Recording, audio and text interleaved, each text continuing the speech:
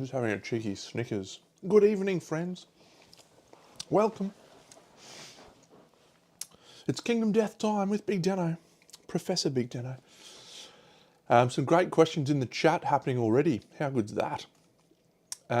Question one. We do need a possessed character, but we have it. We actually have two, would you believe? Two possessed characters. And the reason we need a possessed character is to actually be able to build the Guidon Lance of Doom. No, the Scythe. I'll grab the weapons out. The second thing, do we have a pumpkin? We do have a pumpkin. We also have a black lichen right now because we fought a level 3 frog dog. We also have a perfect organ. So we could actually make that pumpkin now if we wanted to. And yes, so the Durandal is awesome, but we need a savior. Great weapon, absolutely love it. We don't have a savior yet, so we don't really need to worry about that one. The Scythe of Doom, a bone, 3 iron and a leather. A survivor returns from Golden Ember with a skull. That's the tricky part. We have a possessed survivor, we have a blacksmith, and we need a level 3 bone. We don't have one of those, but we could go chop up a phoenix, no problems. The Guidon Lance, though, this is the only piece that we're struggling with here. We have the Broken Lanterns. We could easily get the Screaming Antelope things. We have the Endeavours. We just need to survive with Fighting Art Leader. And, yeah. 'Tis what it is. Yeah, Durandal, that's okay. I didn't roll a 10 anyway, so we didn't get it. This one also requires Possess, the Sword of Doom, but it has Survive with Analyze, which we are also not currently having. The next question, what does the settlement actually need? Well, we would like to get rid of Seer's Eye. That'd be great. I'd really like that, actually. But we don't need a lot of things. As you know, we had some tech glitches happen at the last is weird scribe stuff. So I went through and I've updated everything. There's a few things we need to correct though. The first thing that I rewatched all of the stream to make sure I got everything up to date. Great work. Lucy actually picked up a +1 movement from the Froggo Hunt event and a +1 luck. So she's ridiculous. And of course got the leprosy, which I don't think I added, did I? No, good job me. So that's very good. Preacher got leprosy. And did I give her leprosy? No, very good. Good work, Deno. We also gained a few proficiency points on the guy. So Scribe takes an automatic, this is the greatest thing about it, Scribe takes an automatic backup every 2 hours. So if I was to go, so it took a backup at 5:06, so at 7:06 it's going to take another backup. So about halfway through the stream it catches another backup, which is, you know, pretty good. Hastur picked up something, yeah, no, 2 luck, I marked that. And then I wrote some more notes, and Icarus was the main one. So Icarus had a broken leg, a broken arm, deaf, but he leveled up health because he ate all his stuff, and he got, yeah. So he's an interesting survivor. He's actually still possibly worth taking just to try and level up these knowledges. And he's along with Lucy. But yeah, broken leg, broken arm, deaf, slightly suboptimal. Yeah, Scribe's awesome. So we had to take 3 Black Knight patterns. So we've taken 3 of the count pieces for reasons so we can abuse the token thing, because we've also got the pariah token ability. Aphrodite's got the level 2 version of that. She's leveled up feedback loop. So she's going to go out in our next hunt, or our next showdown, which I think is against Pariah actually next year, to try and level that up, because that's a pretty cool ability when you combine it with Gourmandism, where you can eat them and stuff. Yeah, so we've got a couple of things to decide on. I'll leave. It looks like Nucleope's going to win. So I had 7 endeavours to spend. The first endeavour was to innovate. The next endeavour was to grab, or the next 2 endeavours was to grab the bloomery into the wrought ironwork. So we've got 4 remaining. We have to do dream schematics. So I'm going to roll that now. A survivor at the start of the step must endeavour here. So we're going to do Icarus. Icarus is going to endeavour there. Icarus rolls a 9. Progress. Gain a Lumi and 1 construction point for the dream project. So we can actually mark that once again in here. So we have 1 in the dream project and he gets a Lumi. Good on you, Icarus. Continuing to be one of the most enigmatic survivors. So dream schematics done. Have to do that at the start of every settlement phase. So I have 4 remaining. 1 of those will go to Shrine. 1 of them actually went to cooking. So we had all of the resources to do cooking, and so we used it to do the Great Leg de Granule and give Bastet movement 7 and 10 survival. How you like me now? How you like me now? Pretty cool. So cooking done. So that took us down to 3 endeavours left. We got 3 collective cognition, which means we had a grand feast. So I think we're going to use 1 of those for matchmaker because I've got 2 love juices in the storage. So we're going to use hopefully 3 innovations, but I will spend 1 of those on face painting to try and get +1 to the intimacy rolls. So that's that one. We successfully get +1 to the intimacy rolls. We're down to 2. We'll spend 1 on Lucy's matchmaker, and that leaves us with 1 for the Holy Shrine, which we will use as we go into the thing. And yes, indeed, Militides, we do have Saga.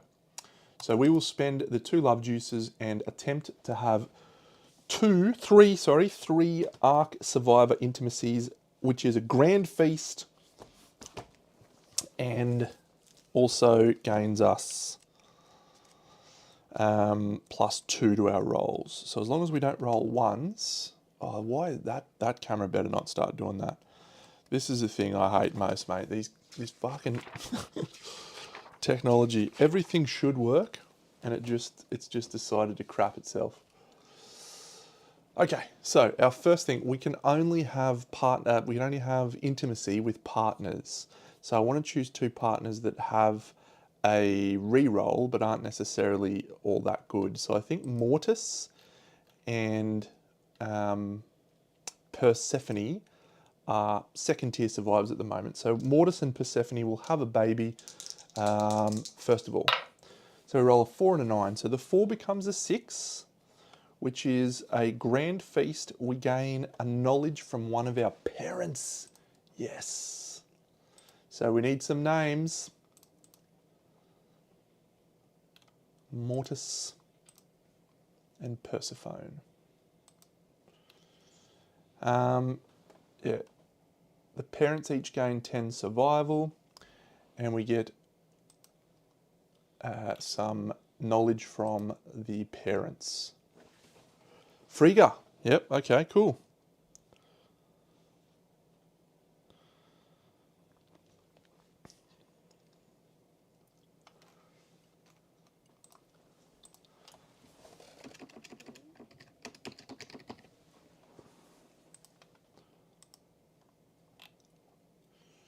So Persephone has what? So Mortis has optimism, positivity, death sense, stone architect. I don't feel the need to take death sense level 1.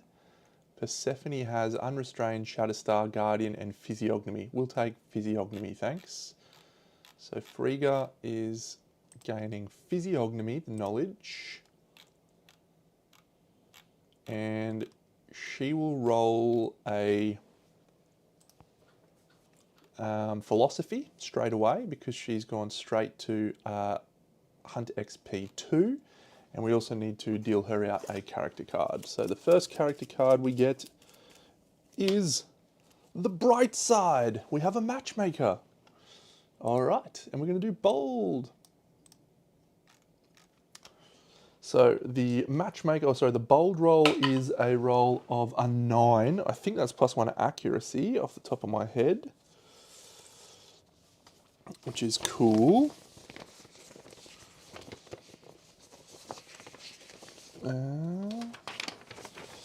Just dance, gonna be okay. Bold settlement phase. Oh, permanent strength. So Frigga is a matchmaker with permanent strength. Pretty cool. Well done, Frigga. You have done extremely well.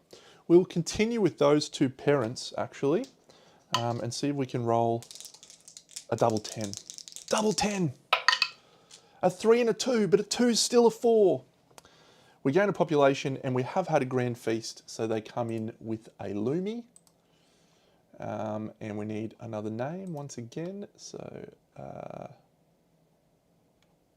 Ganesha. Yep, okay, sweet. Persephone and Mortis.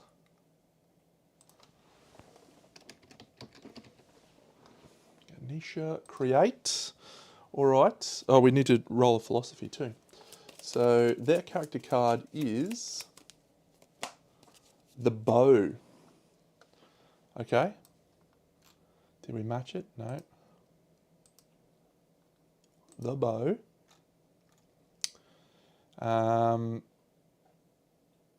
Cool.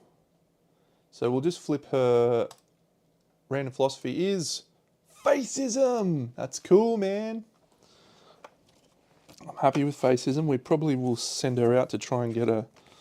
Well, at this point, what year are we on? We're on 15, so we're halfway through. That's happened quickly.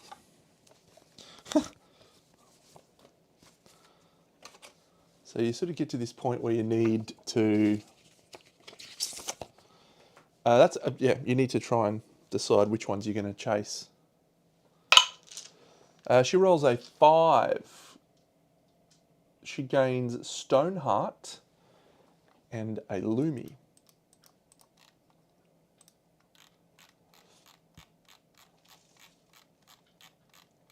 And we add Stoneheart to the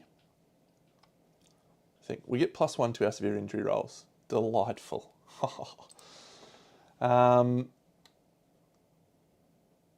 I think those are from yesterday, so we'll flip ourselves out some new ones. Guardian, Strength Training, Stone Architect, and we also have Stone Strength. Frigga also gets a philosophy. She's going to draw Gatherism, Dreamism. Oh. Okay. Still, an extra Guardian is good. An extra Guardian is delightful. Ganesha actually has an extra... 3 Lumi. I was just going to say that. 1 from the birth and 1 from the collective cognition reward. And Ganesha, Frigga has 1 Lumi as well from this one. Gain a Lumi. And we'd love to get an 8, 9, and 10. That'd be great. We get a 2. Okay, so we can gain observation in our tenant knowledge, which helps us not at all, but we didn't get this collective cognition reward, so that's fine. Our third and final child, or maybe children, is a 4 and a 3, so that is a 5, which on the intimacy table is another baby with a free Lumi. So that's good. Perfect. One more name. Whilst I do this, Mortis and Persephone. Very cool. Whilst I pop this, looks like we're going for a Nucleope. That's exciting.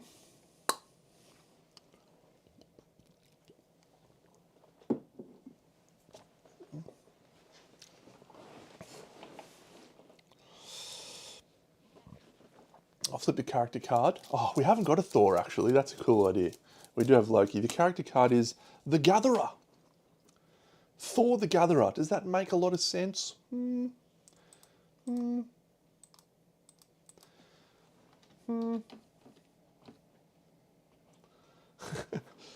Okay. Thor the Gatherer. Let's do it. Oh, the Watched. That would be cool. All right, so that is our characters completed. We now have a Holy Shrine roll, which we will do with our last endeavor. We get a 7, so we successfully gain +2 to all hit locations for all of our survivors. And this one probably will be Gatherism, Gourmandism. Yeah, that's okay. We've got a bit of Gourmandism happening. It's a real shame. I was keen to see some Gatherism. I haven't really had an awful lot of luck with it.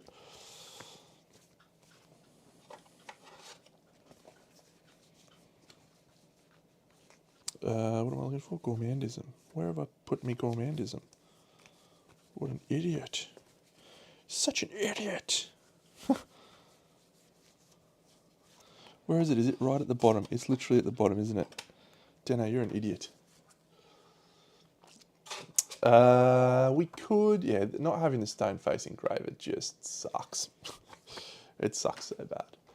So we're gaining 2 Lumi, 1 from the birth and 1 from the thing, and he rolls a 9!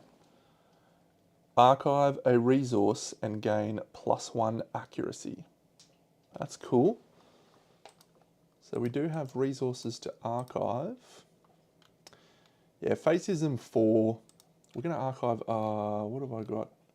Fresh Acanthus, because we're going to grab one anyway. Delightful. Okay, so we will hunt a Screaming Nucleope level 3. Every survivor that we're traveling with is devout. And so we get the benefit on Preacher of leveling up her ability, which is called Virtuous. So Virtuous 3 says, if you are devout, gain +1 insanity at the start of your act if all survivors on the showdown board are devout. Otherwise, set your insanity to 0. While you are insane, you have +1 movement, +1 accuracy, and +1 speed.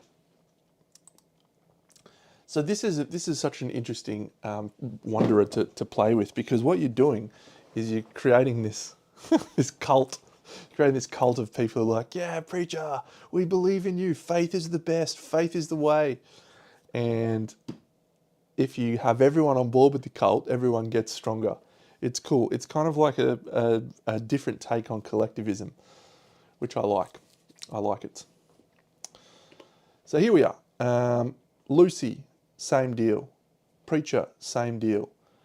This person is Persephone. Do they actually have the cult tag? Yeah, that's cool. Persephone, she's got impermanism. So we're going to try and archive this Bone Blade. We've got a Grapple Claw. When she does Guardian, she actually levels up to Guardian 3, which means she's going to have 3 reroll tokens to spend. She's got Quixotic, which is great. Pretty cool. And then, of course, our Movement 7 Scout. So that's great. So let's depart. Now, thanks to Preacher's Tithe, everyone comes with a reroll token, and the Scout as well. So not only do we have Guardian reroll tokens, but we're going to have a great time. So everyone should gain +2 survival and +2 insanity from Holy Hovel. And I don't think we have any departing survivors with Honourable for the Bell. But Scribe does actually automatically calculate that, which is pretty awesome. +2 armour on everyone thanks to the Holy Shrine. I love it. Now, does anyone else need to level anything up? So Hastur, no, he's all good. He's got, yeah. So this is the thing. This run has just turned into this crazy, several crazy characters.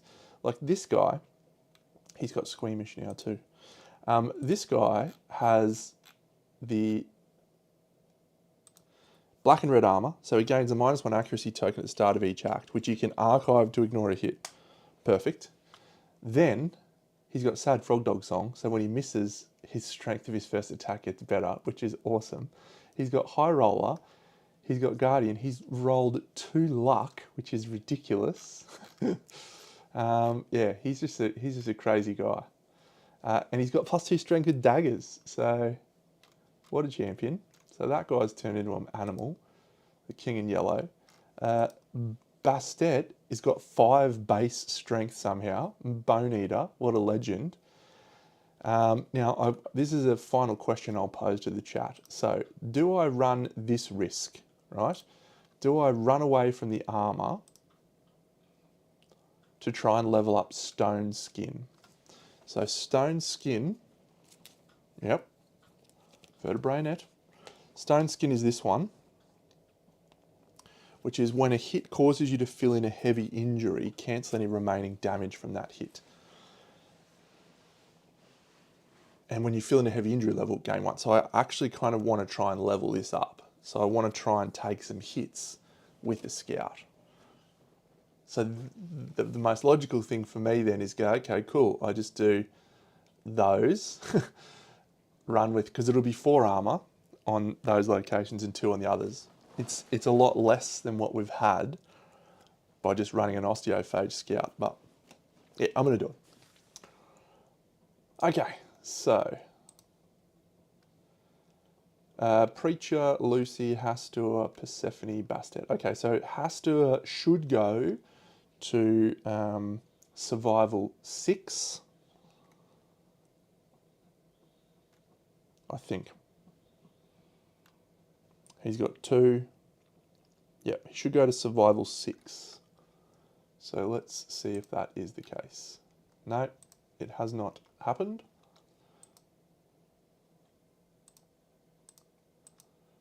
Because he is devout. I have marked him as devout, haven't I? Yeah, okay. Because he gets 2 from departing. I'll just do this. Everyone gains 2 survival. Hastur gets 2 less. The cool thing about, yeah, and he's got Herb Grinder, that's the other thing. It's tremendous. The cool thing about Stone Skin and the lore of the Marrowists, like the whole missing statue, they turn into these marble statues like Bone Eaters. It's just sick. It's such a cool thing. So Stone Skin is just like a little call out to that, I think.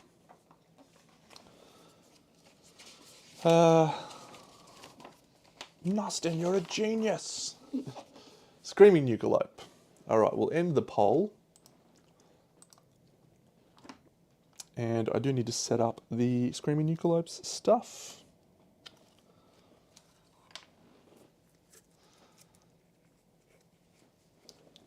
So there's those. There's those.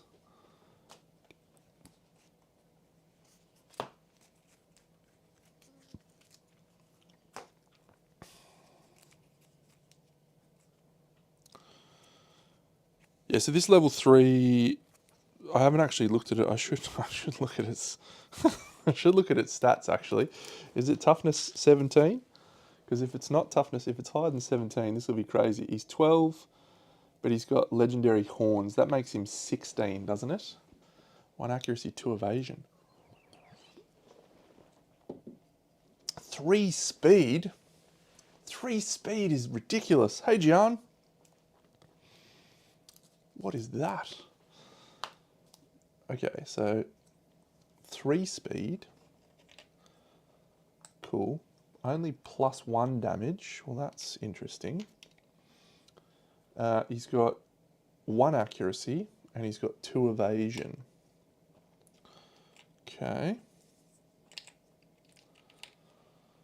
Evasion, evasion. And he comes with the following cards in play. Exponential Yield, Indom, and Legendary Horns. So let's find Legendary Horns. Yeah, we've got a fair bit of accuracy, so I don't think that will impact us too much. Don't need Gobbled Up. We don't need Trample. We don't need Diabolical. What a weird time. There's Legendary Horns. So we've got these other two, and there's Exponential Yield. No Hypermetabolism again. Okay. So don't need those. So Exponential Yield. Increase the value of all monster level things by +2. Yuck. So that's 5 damage on those things. And yeah, legendary. Oh my god, he's got 4 speed. All right, this could be a terrible decision from the big team, from the team over here. What are you doing to us, team? So he's actually got toughness 16.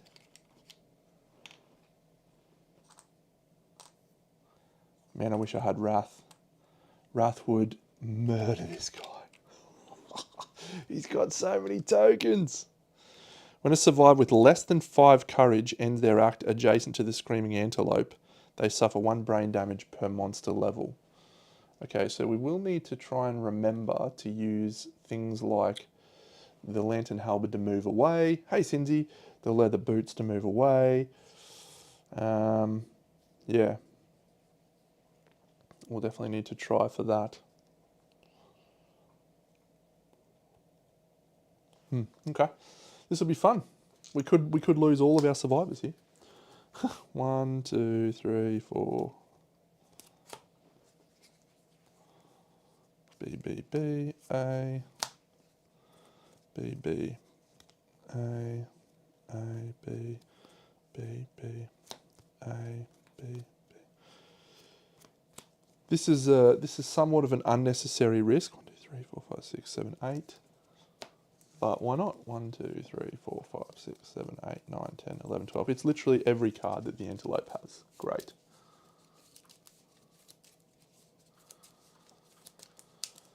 Let's hope for some tall grass.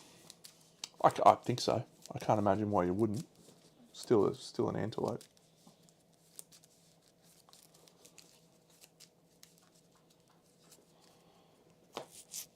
Still only 1 AI card a turn. We have added the 2, yep, there's the 2 traps.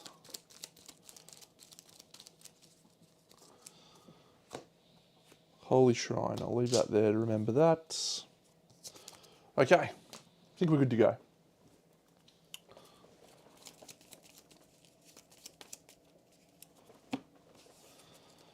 I am going to dodgy if we get Bone Eaters, I'm not going to be doing them. I could probably kick the shit out of them, but I don't really want to waste the time. I'd like to do Pride tonight. So we move to here. Let's depart and take a random event. 19. Oh, I was going to be dead weed. No, Exhalation of Darkness. If a survivor has the Leader Fighting Art, I'm desperate for the Leader Fighting Art. Give it to me. Just give it to me. So we have to determine a straggler. So Preacher's a 9, Lucy's an 8, next person is a 4, next person is a 3. So it is Persephone is our straggler. Persephone rolls a 2. Archive a piece of gear from your choice from your gear grid. I'm going to archive the Bone Blade, which triggers that progress. Pretty cool. Because it doesn't say you have to archive it during an attack. It just says when you archive a frail weapon, which I have just done. Fine. Let's pick up a weapon from like the Dark Blacksmith now and fill it in. Next one is, it's a random event, and I know we've got Ark Survivor Hunt event coming. That's exciting though. I like Ark Survivor Hunt events. 68. A familiar face. If no survivors have died. Everyone has died. Straggler again. I want I want Preacher to be the straggler, so I can pick this person, and I'll pick who's got Understanding 2? No, I didn't bring anyone with Understanding 2. Okay, well, straggler, Preacher 7, Lucy 10, next person 8, next person 7, next person 3. So the Scout Bastet is the straggler. This is a punishing one. Bittersweet memories reduce them to tears. Reduce their insanity to 0 and they gain +1 understanding. What a shame. Her 25 insanity is now 0.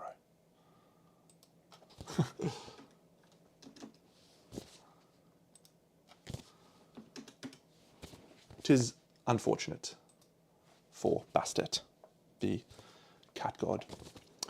A Screaming Hunt event with Hastur as the thing. Migration. Move the Screaming Antelope 3 spaces away. He's all the way back here. I have no idea what happens with that. I don't even think it's clearly spelled out in the book anymore. Ark Survivor Hunt event.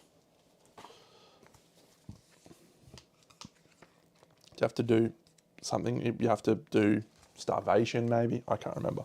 Okay, for our Ark Survivor Hunt event, we roll an 8. An ambitionist, an optimist, and a facist walk into the stone plain.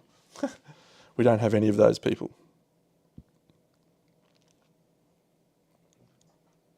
So none apply. Roll a random hunt event before moving.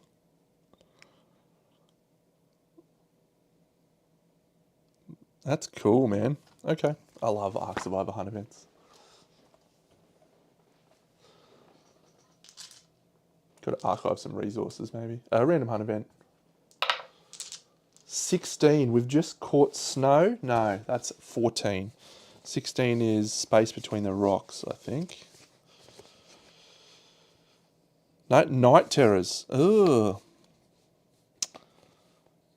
If any survivor is a saviour or has the extra sense fighting art, no. Okay, so each survivor rolls 1d10. If the result is greater than their insanity, they gain an understanding. Well, that's worked for Bastet. So Preacher is gaining a disorder. Preacher gains traumatized. Lucy is gaining a disorder. Lucy gains durability delusion. So good. Hastur needs to roll a 5 or higher.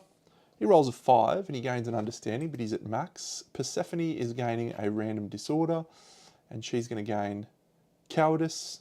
That's unfortunate. And Bastet is going to automatically pass, so Bastet's going to gain an understanding.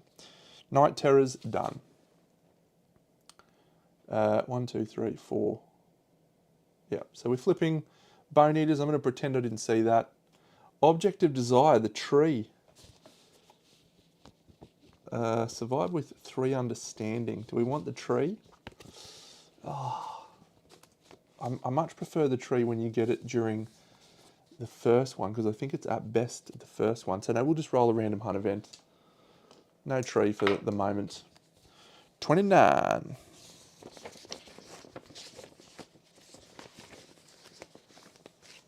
Dark Blacksmith. Any survive with 3 courage? I think someone's got 3 courage now. Hastur, no. Lucy's got 4. Preacher's got 6. Okay, so what can we do? Mate, give him 1 piece of gear from their gear grid and roll on the table. If they have the honourable disorder, at +3. So if we get a 7 or an 8, we could get Steel Shield, or a 9+, we could get the Steel Sword.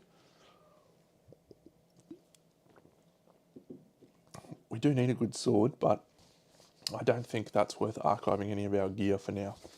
So we will not do so. That is a may. Overwhelming Darkness. All right, this is our opportunity to roll leader, okay? Preacher. No. Preacher rolls gain a -1 evasion token and everyone else gains a survival. Hastur is a dreamist, yeah, so he actually can't gain that. So everyone's at max survival, so that's fine. We'll just ignore that with the thing. Lucy. Lucy rolls a 5, same deal. So Preacher is going to go to max survival. Hastur, come on. 6, same dealio. Persephone rolls a 3. She suffers a -1 accuracy token. Our last chance is Bastet to gain leader. Come on, Bastet. She rolls a 2, -1 accuracy token. Come on, just give me leader. I want to make a Guidon Lance of Doom. What is wrong with you, game? Another Screaming Hunterlope event. Grazing Field. If any survivor has a sickle, we gain a fresh acanthus, and we roll a random hunt event. 58.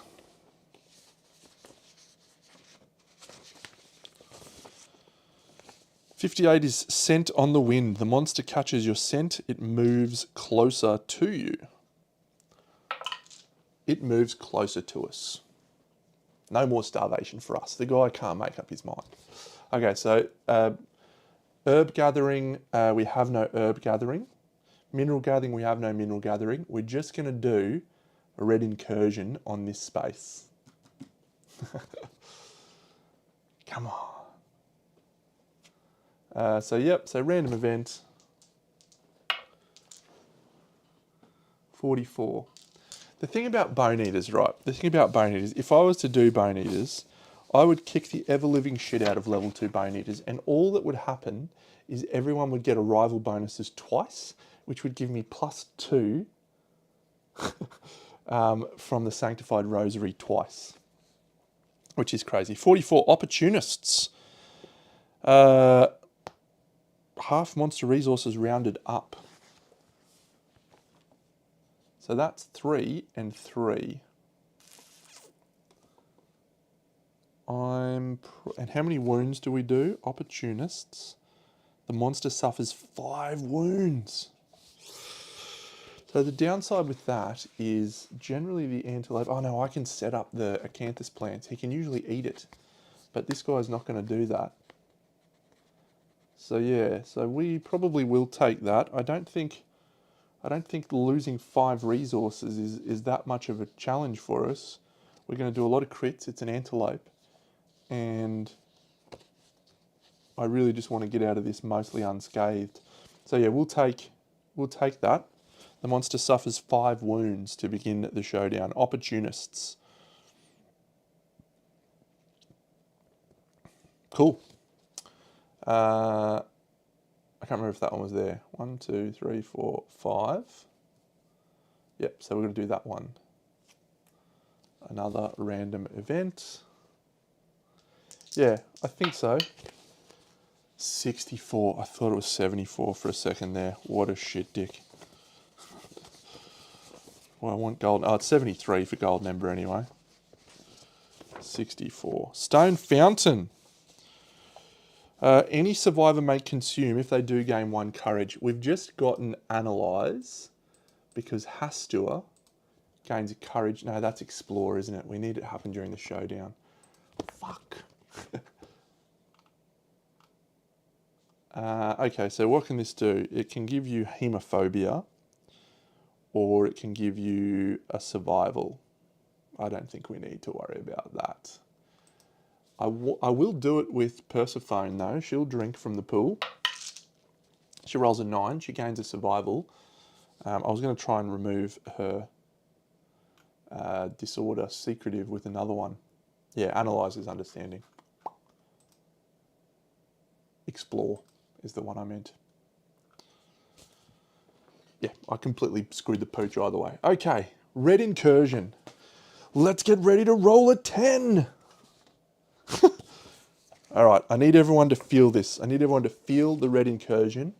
I need you to feel the 10 with me because we've actually only got one other opportunity to do this before the showdown, before the thing happens. All right, what color are we going to roll? I think red. I feel like we roll a red because we're wearing a red cloak. We're doing Red Incursion. If we roll a 10, we are going straight into Seer's Chamber. Come on, Deno. It's a 3. Fuck. That counts as last mines though. All right, if I did a lifetime reroll, what would it get? It's a 4. Good. Oh, we've literally only got one more chance at that. Have a look at this. So I didn't realise this before. Next year we fight Pariah. Following year we fight Black Knight. We then go on a hunt. Then we fight Red Witches. Then we have the Red Witch trial. So we have one more hunt phase to get that. So worries. Yeah, it's just a fart. Fair enough. You're in the elastomer mines and you roll... Of course you roll a 10 now, you piece of shit. Gain a red thread and 1 understanding. You piece of shit. Hastur. Oh, you fucking dickhead. It's Red Fool with the big ass bro. It's like Bruce Lee rock out the club. Wow. Girl, look at that body. Girl, look at that body. Girl, look at that body. I'm working. I'm just looking for the, what am I looking for? I'm looking for the red thread. I don't want to forget it because it's a very useful piece of thing. I should have rolled yellow dice. You are absolutely correct. That was a mistake. Fucking red bullshit. Because it's Hastur, I should have rolled the yellow dice. Ah. All right, we're done. We're not going to descend. We gain a... No, we don't even go to bleeding token from that. Do we want to go down to the Grimy Refinery? Doesn't hurt us.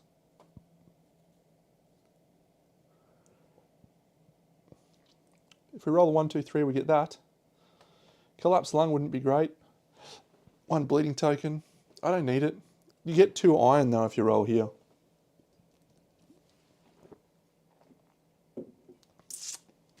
No, not going to risk it. No risking it for the biscuit today. Screaming Antelope Hunt event is Devoured Grounds. If any survivor has 3 understanding, they skip the next hunt space. We do. We've leaped onto the antelope and we're ready to go. So here he is, the big nuke. Big nukelope. We've set up all of his cards and I'll need to review everything here because I've not played the nukelope a lot. This will be the 3rd time. But let's go here and do terrain cards. So the showdown says that we have 2 or 3 acanthus plants and a debris set up normally. So that's cool. We then get 2 random terrain cards and 5 wounds, yes. So let's apply arrival bonuses.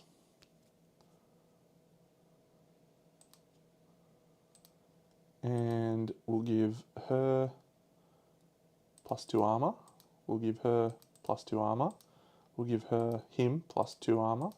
We'll give this guy +6 or +4 armor. And we'll give this guy +2. Okay, so the first of the 2 randoms is a mammoth leaf. Cool. We'll probably be utilizing that quite a lot. And a perfect lantern. Okay, another pyrolytic light for some iron, not bad. And then we get to flip 2 of these. So the first one is a nightmare tree and the second one is a toppled pillar. So we'll put the tree on the board, broken lantern maybe. And that's from our single, we'll give him the fresh acanthus so he can use herb grinder.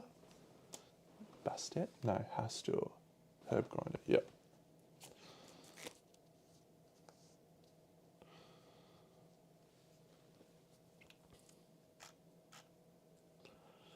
Yeah, that'd be good. So I'll set the mammoth leaf up and the acanthus plants we're going to put all the way around the edge. And the nightmare tree, I will get my tree.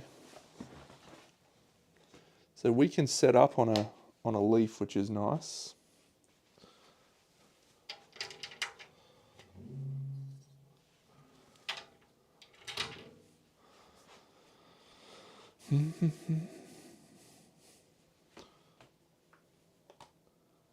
I'll slide my camera down so you can see the tree. There it is, the tree. Pyrolytic light will definitely set up. That says set up at least 5 spaces away from all board edges. That says set up at least 5 spaces away from the monster. 1, 2, 3, 4, 5. 1, 2, 3. Okay, so that's fine. The debris, don't really need a scrap sword. Acanthus plants. Let's roll them around the edge.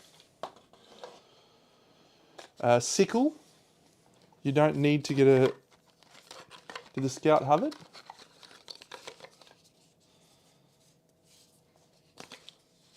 Yeah, sorry, no, I didn't do herb gathering. I got a thing from a hunt event. Acanthus from a hunt event.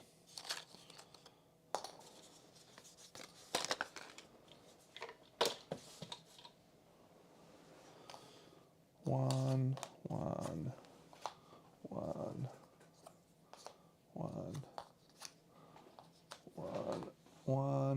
You can fact check me if I got that wrong. Maybe I just assumed I had an acanthus and I had a thing and I shouldn't have gotten an acanthus. Fact check me. 2 random terrain cards. Place the monster in the center of the board. Place the survivors in any of the blue spaces. So this is the person I want to be the target. 5 spaces away. Yep.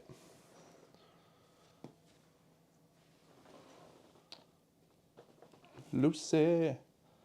Lucy. Wow. Preacher. Actually, I don't want Lucy there. I think I want Preacher on the thing. And I want Lucy here. And I'll have this guy down here. I'll have the scout down here.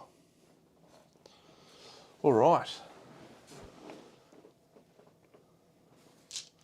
So we've done our holy shrine. Now everyone is devout, so Preacher is going to gain, and I'll just apply this so I don't forget.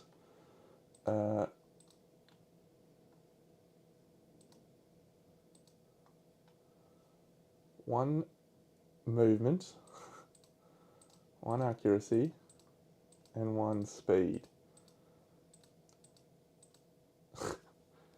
She is rolling 4 dice on her hammer sandwich.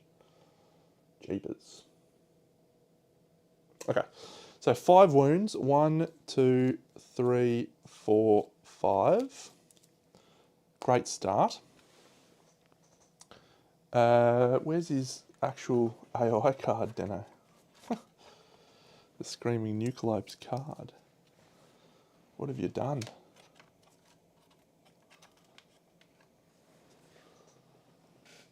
Is it here with Gobbled Up? No. That's the Frog Dog's pile.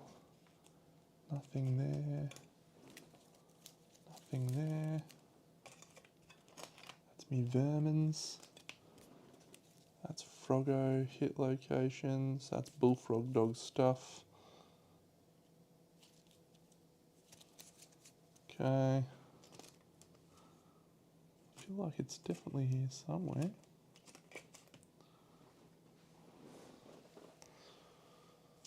Because I don't know his stats. The stats are here, I suppose. I don't know his basic action for the Nucleope.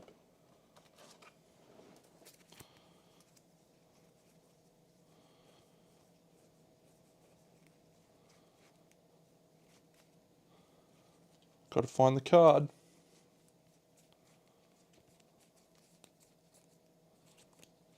Okay, not in that pile.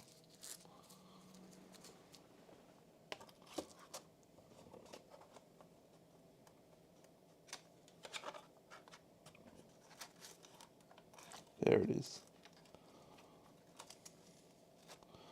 Put it in the wrong section. No, fan, I've got it. I just found it. Screaming Nucleope. Movement 9, toughness 12 goes to 16 thanks to the +4 toughness from thingy. Okay, Screaming Antelope is impossibly old, +1 speed token. So this is literally a 4 speed buff to whatever the card says. I want Hastur to be the target. But do I actually want him to be the target? I think I do. Lucy's my next best option, but she ignores positive evasion. Yeah, he's got Herb Grinder. Yeah, we can steal one of his dice. We get to archive 1 from the -1 accuracy token. Yep. Okay, we'll do that. Oh, and has he got durability delusion? He does. Yeah, so he can ignore 2 hits. Okay, let's flip it and rip it. The first card is Chow Down. Full move the Screaming Antelope towards the closest acanthus plant. I think this one here is probably the closest, because if I put him in the corners, which I did, that one there is not there. It's supposed to be in the far corner. By the way, this is going to be so hard to reach the Screaming God. I'm going to go all the way there for those tiles. It's such a long way away.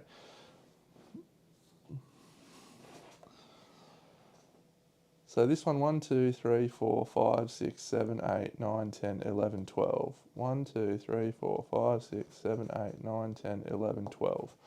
So they're the same distance apart. So he's going to go 1, 2, 3, 5, 6, 7, 8, 9, and end there.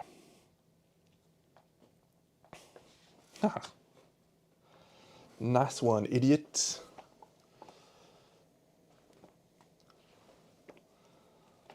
Full move the Screaming Antelope towards the closest acanthus plant. Place Chow Down on top of the monster deck without looking at it, without removing it. Thanks, buddy. All right, let's dip in with the Hammer of Judgment. Now let's do Lucy first. I do need one of those sticks.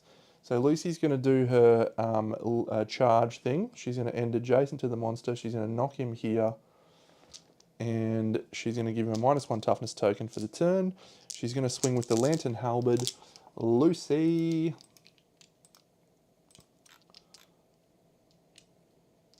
Come on, Desperate Strike. Spear Spec for a trap. Yep. Desperate Strike. A 9, a 3, and a 2. What a shame. No Desperate Strikes. But that is 3 hits. How is she hitting on a 2+? How's the Lantern Halberd? That is ridiculous. Okay, so 3 hits. We have First Strike. If you're insane, cancel all hits and end their attack. A wound and a reflex. I guess we'll cancel all hits and end the attack. Lucy Jenkins. She will then surge and she will swing again. She gets a perfect hit. No. Desperate Strike leveled up to the maximum firepower.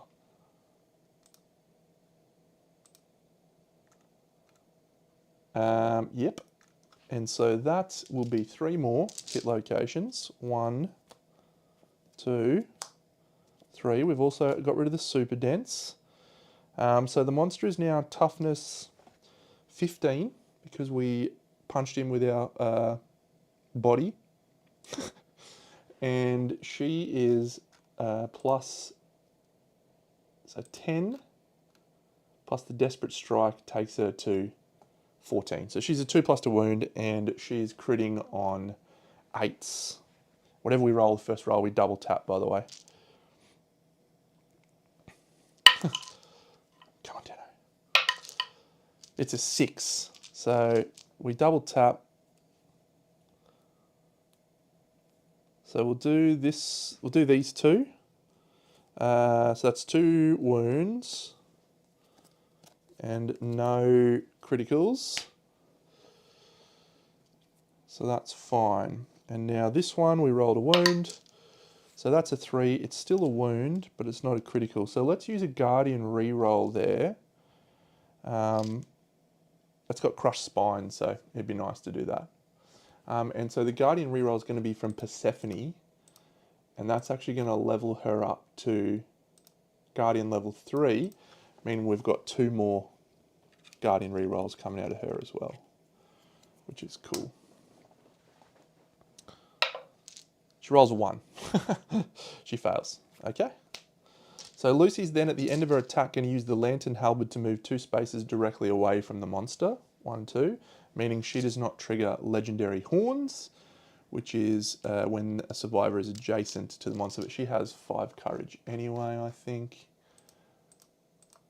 No. but Preacher does. Preacher's going to leap into the blind spot. She's going to swing her 4-speed Hammer of Judgment, hitting on a lot.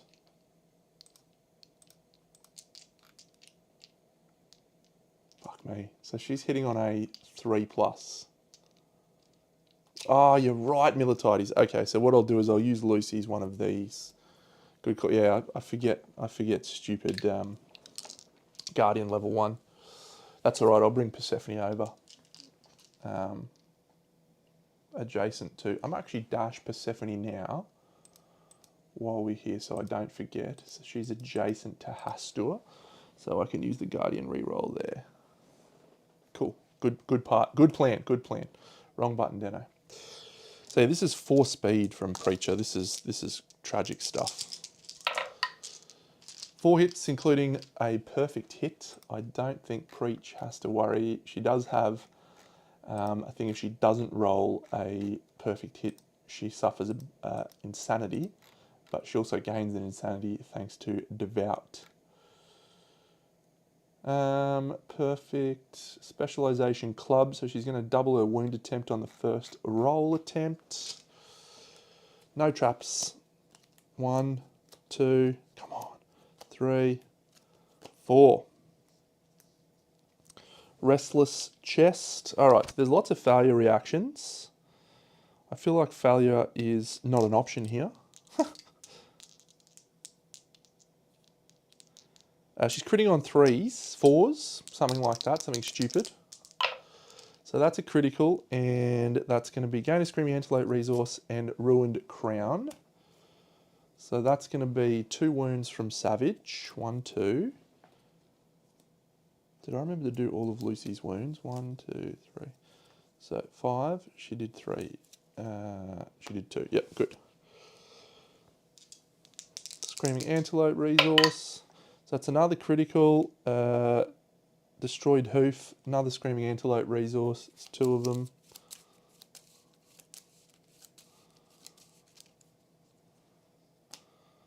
Pelt and a Shankbone.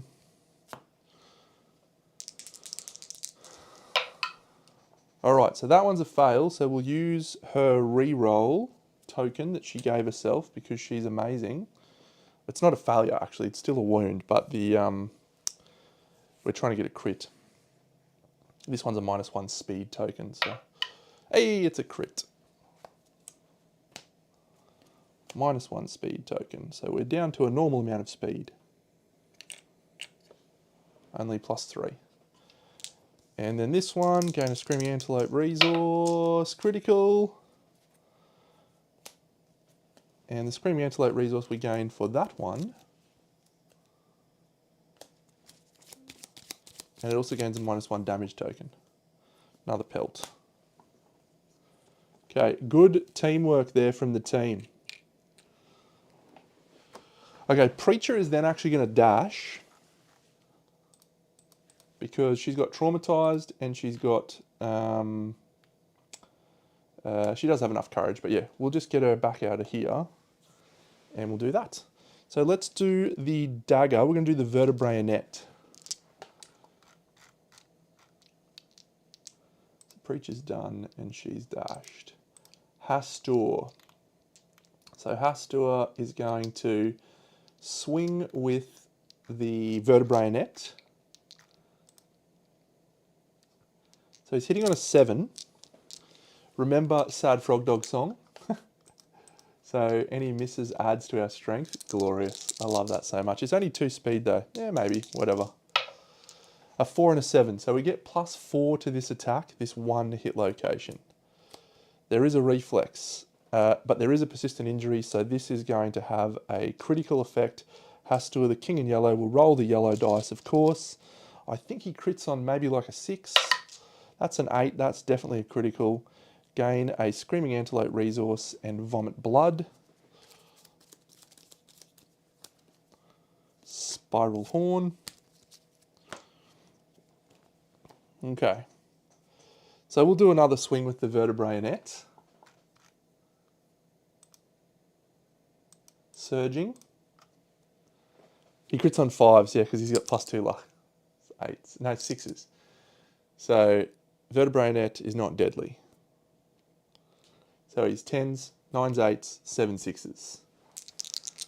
Preacher crits on 5s. I haven't got a luck here. Yeah. That's okay. Sad Frog Dog Song doesn't apply on this one. An 8 and a 3. So we get 1. There is a reflex. Let's see if we can wound. We can't wound.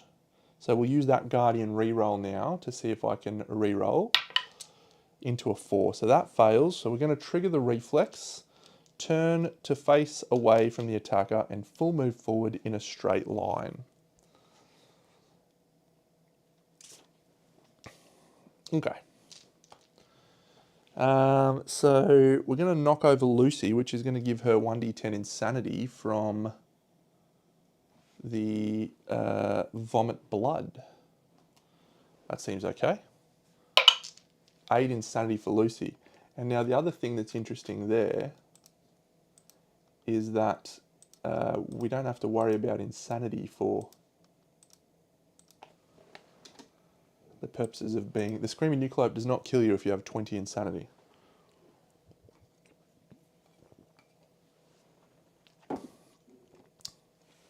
So we'll then move with that guy. 1, 2, 3, 4, 5. And we will just let her grab a thing from the tree. See if we can get a lantern. We do get a lantern. 6+ for a lantern. I've got to set up the other resource thing that I want to get, the pyrolytic light. Set that up near the scout. Up here. 1, 2. Scout will have a crack there. See if we can grab the pyrolytic light. That's a 4, so that is a gain 2 survival. Don't think that matters. Okay. Positive little start so far.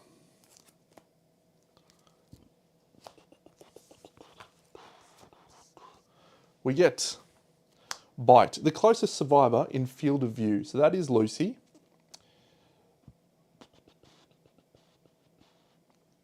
Now Lucy could surge right now or dash. Yeah, this only being 4 speed is good because Lucy does not gain her positive evasion modifiers. She does have durability delusion. And she's got death sense, so she could dodge. Anything else here? Spear spec. Oh, she got leprosy. Yeah, we're sweet. So we'll be happy for Lucy to take this in the face. So the antelope goes to here. He's going to punch Lucy with a 4 speed attack. So that is 1 from the card and then 3 speed because we archived one of the speed tokens. So 4 speed, we ignore her positive evasion, which is a real shame. I've got to get rid of that cowardice. So these just hit on a 2+. So that's 4 hits. The first one of those we will archive thanks to durability delusion, or ignore. Then we have body, head, body. The damage on those attacks, there is no bonus damage. Because of the leprosy, that's 1 damage apiece, and Lucy has a bleed token. Oh no. So 1 damage to the body. We'll actually dodge the body, the second body, and 1 damage to the head. We're going to do that because I've got 3 survival tokens from tenacity, and we'll try and get some death sense leveled up at this point for sure. Leprosy. Get around it. And that's it. That's the bite. All done. So Lucy might as well have a swing while she's there.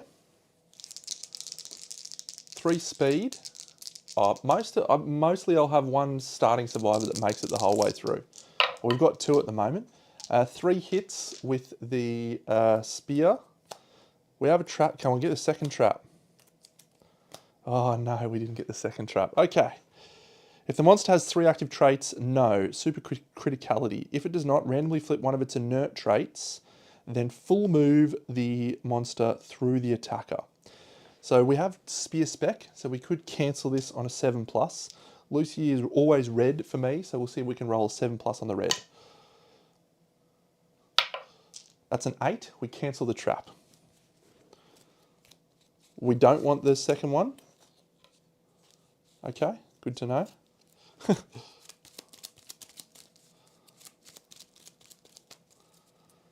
So what happens there? You keep doing the thing, don't you, with Spear Spec? Attacking Spear, draw a trap on a 7+, cancel the trap. Discard it, rediscuffle, and draw a new card. Okay, so 1, 2, 3. So we'll do that reflex last of all. Super Dense doesn't bother us. So Lucy gets to double tap whatever she rolls on this one. So that's a critical. So she double taps a critical. 1, 2. Fuck me, man. On fire.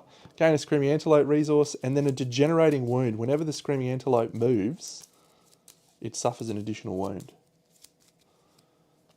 Have a shank bone, Deno.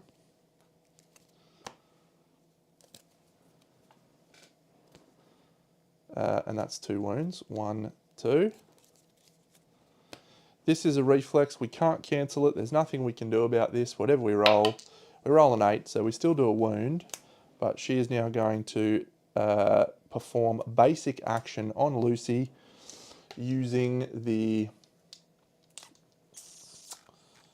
basic action stats, which are very impressive, I'm sure. 2 speed, hitting on a 2+. So that'll be 5 speed, hitting on a 2+. We can't dodge this using Death Sense. That's a 1, so it's 4 hits.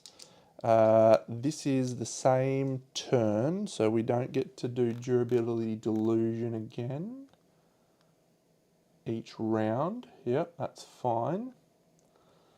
And we can't dodge, so that's great. I might have got a perfect hit anyway. Lucy wounded on crazy things.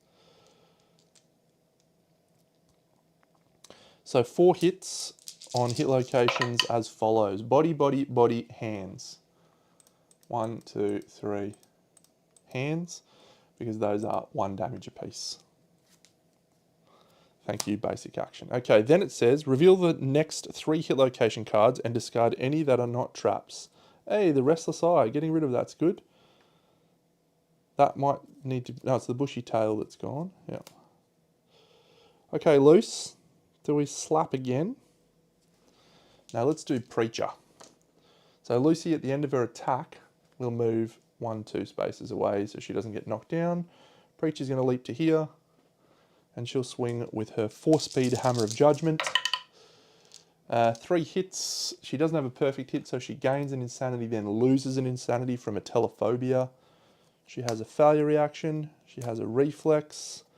She has a wound, and she has a restless beak. Okay, so Preacher is no perfect hit, so she doesn't get to double this, but she's critting on 5s. That's a critical. Gain a -1 speed token. I might have already had to archive that. I think there's 2 of them. Yep. This one. So that's not a critical. So we'll use her reroll from Guardian from Persephone. Systemic Pressure. Into a critical, gain a Screaming Antelope resource, a Bladder. That's 1, 2, 3 wounds so far. Delightful. This one, not a critical, also not a wound, so we'll use our next Guardian reroll. Into a wound, turn the Screaming Antelope to face the attacker and full move forward in a straight line. Boop. 1, 2, 3, 4, 5, 6, 5. She's knocked down, which means she gains 1d5 or 1d10 insanity from Vomit Blood. That's a 10.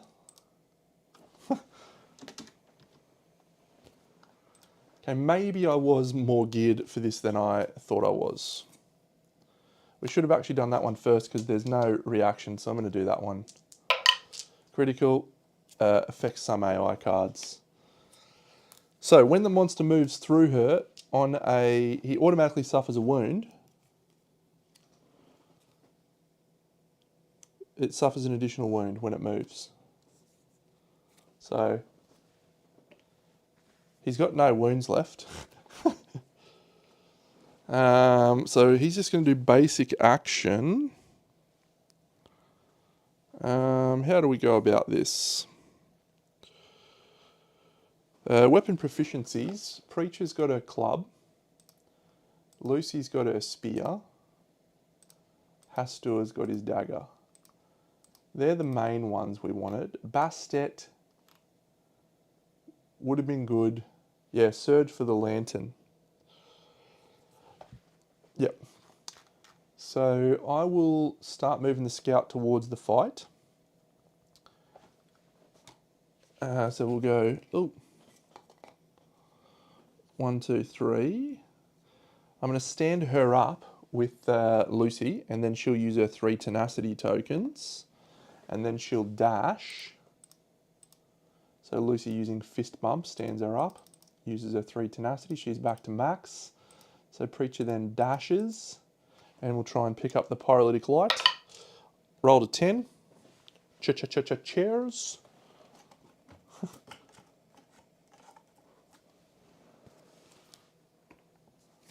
So once again, proving to be a positive and lucrative experience, hunting the antelope. I don't think there's any other stuff I need to get, so I do want to get that fist and tooth proficiency point, if I can. So we'll let him do his basic action.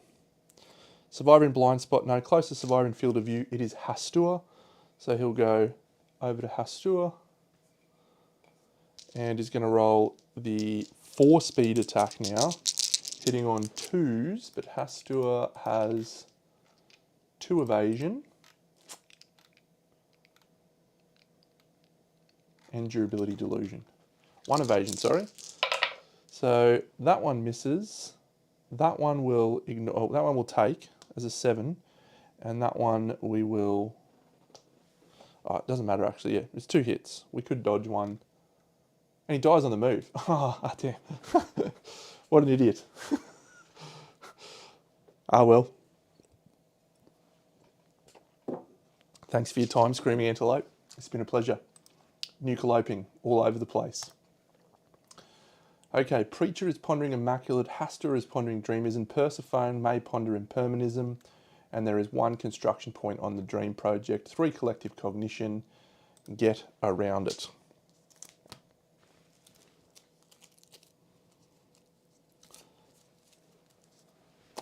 Whenever the monster consumes... there is actually a thing when he collides with a survivor.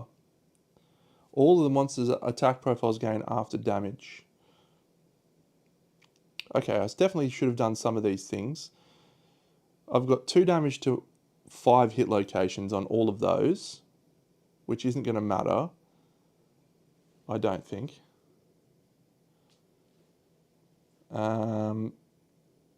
Monster grasping tail darts forward. Yeah, okay, so all the monster's attack profiles gain after damage.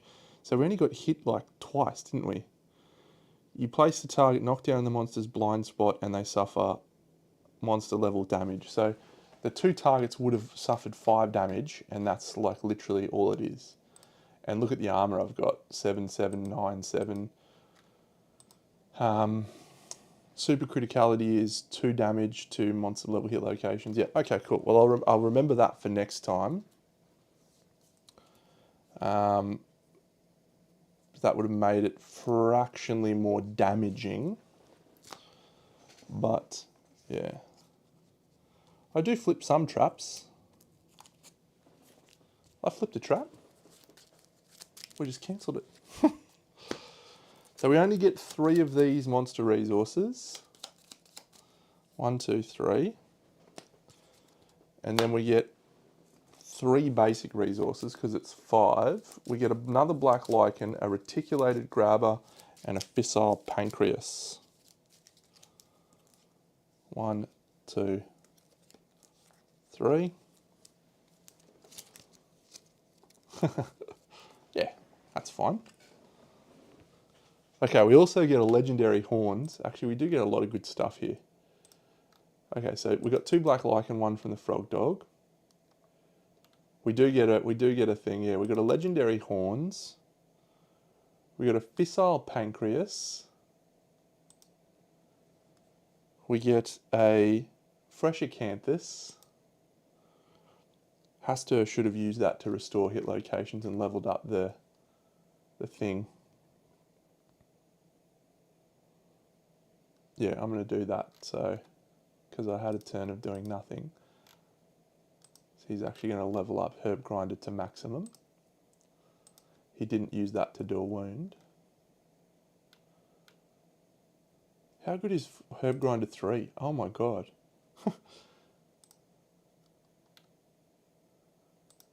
Okay, so black lichen, fissile pancreas, and then a reticulated grabber. Thanks, Alexa. Anytime. Have a good evening. You too. Okay, so fissile pancreas is good. Pyrolytic light, red thread, great. Good hunt. I'm happy we took that decision to get rid of the wounds. I think that was the right decision as well.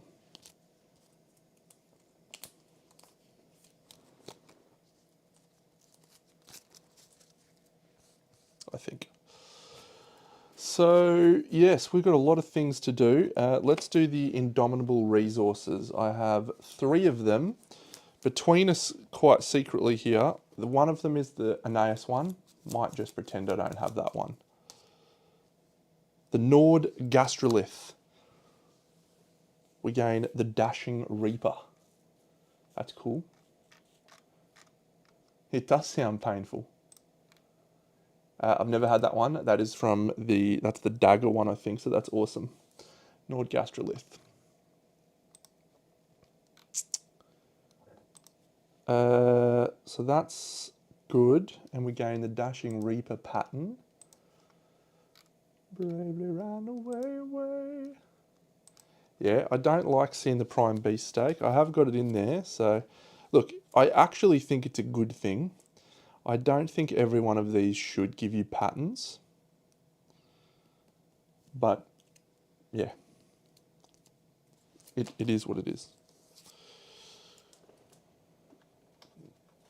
Sometimes it just feels bad. Maybe add it in after you draw your first one or something like that. So over here, so this says, if this is the first time a settlement has defeated a level 3 Nucleope, a random victorious survivor gains the nullifying antibody. So that's a 6. So that's 1, 2, 3, 4, 5, 6 in order on here. So I think it's not Preacher, it's not Lucy, Hastur has the nullifying antibody. Yeah, you can use it as any component in a recipe, which is cool. Nullifying antibody. LM. Okay, I maybe haven't added the Screaming Nucleope thing in there properly, have I?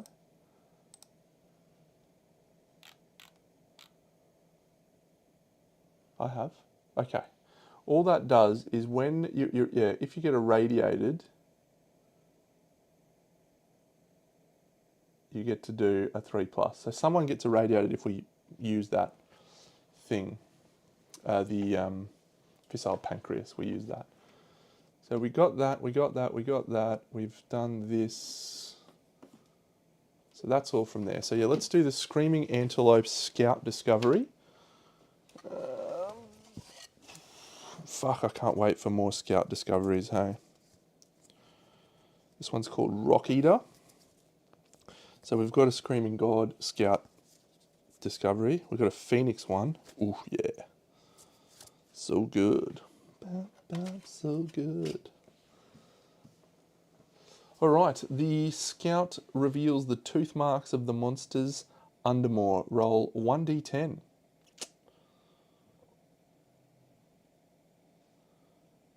we could get Stone Crusher.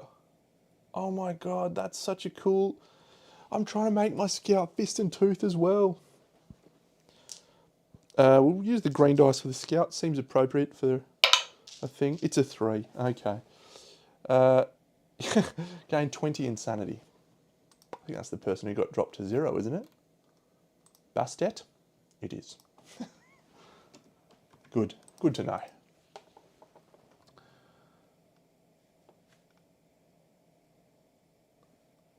That's cool, man. Stone Crusher. Wow. Cool. So that's Scout Discovery is done.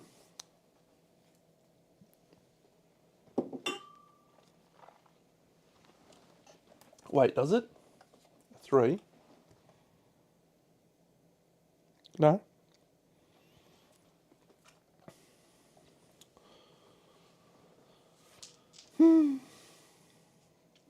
So Indom's done. Scout Discovery done. We have a settlement event, and then we have another Creeping Longing. Oh yeah, a normal antelope, if you have 20 Insanity, it kills you. And you run off into the darkness. So that's a good point. 1 to 5. Shapes in the Darkness. And 9. 1, 2, 3, 4, 5, 6, 7, 8, 9. I see what you're saying. Would that kill you straight away? Nominate 2 survivors to have a dance in Shapes in the Dark. Yeah, we'll take this one. We'll do Shapes in the Dark. Triathlon can get wrecked. We're going to send 2 Nuffies out to dance around in the darkness. So I think Nixie's is Shithouse, and so's Janice. So Nix and Janice are going out into the darkness to dance around. They roll a 1, 3 Insanity for departing survivors. See ya, Nix. See ya, Janice. Dead.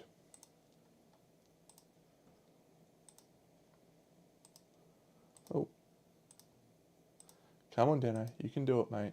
Dead. Okay, so departing survivors gain 3 Insanity. Useful. Useful.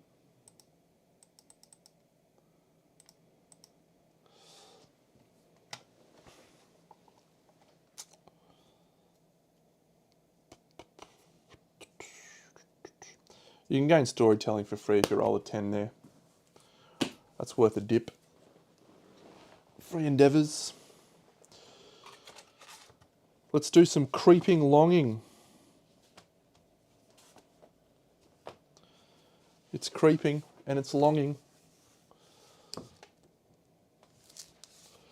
Here it is. So our person, we get to nominate a survivor that aches with longing. And I think we'll have the same person ache with longing. Who was it? It was Icarus, wasn't it? He ached with longing. Yep, he had Xenamelia. He rolled last time. So he's going to ache with longing. And he rolls a 6. He's not a visionary, so he's going to gain 1 permanent movement. Okay. That broken leg's not looking too bad. The possessed impairment.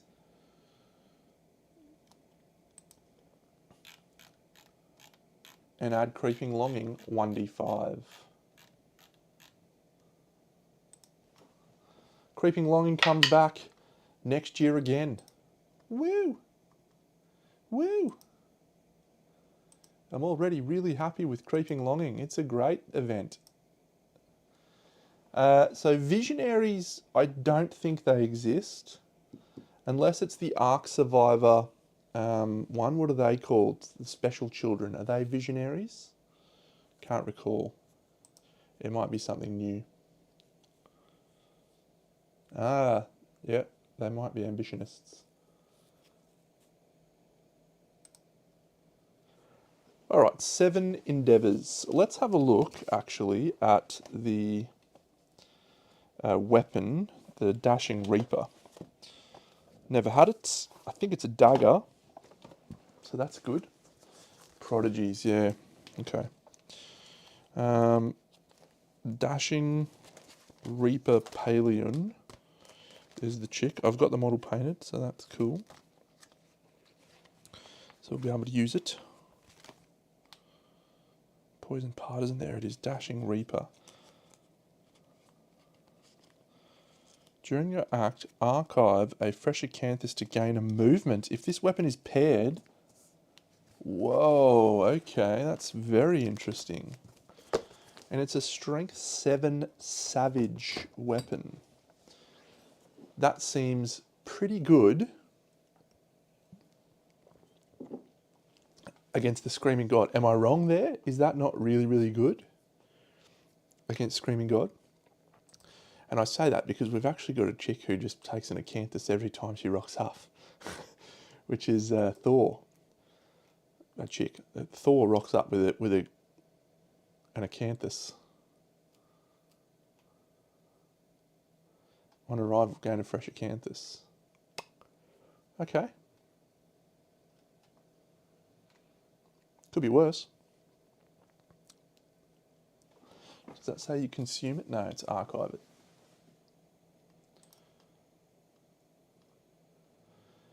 All right, we have Duty Bound.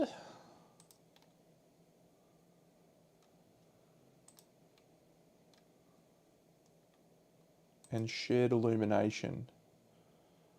So we have tier 3s. I've taken Champion. I hate Champion. We'll get someone to be a rubbish guy. So the first thing we have to do is a person has to endeavour at the Stone Architects thing.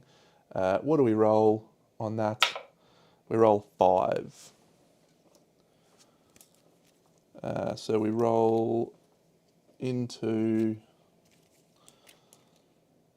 bad planning, lose 1 resource.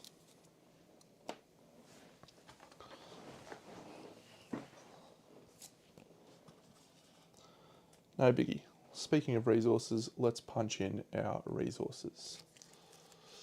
You've never seen Ambitionism? I play it every time. It is far superior to Champion. Far superior. Okay, Hide, Organ, and Flat Tooth. That's the thing. We'll archive, not a Pyrolytic Light. We'll archive a Bladder.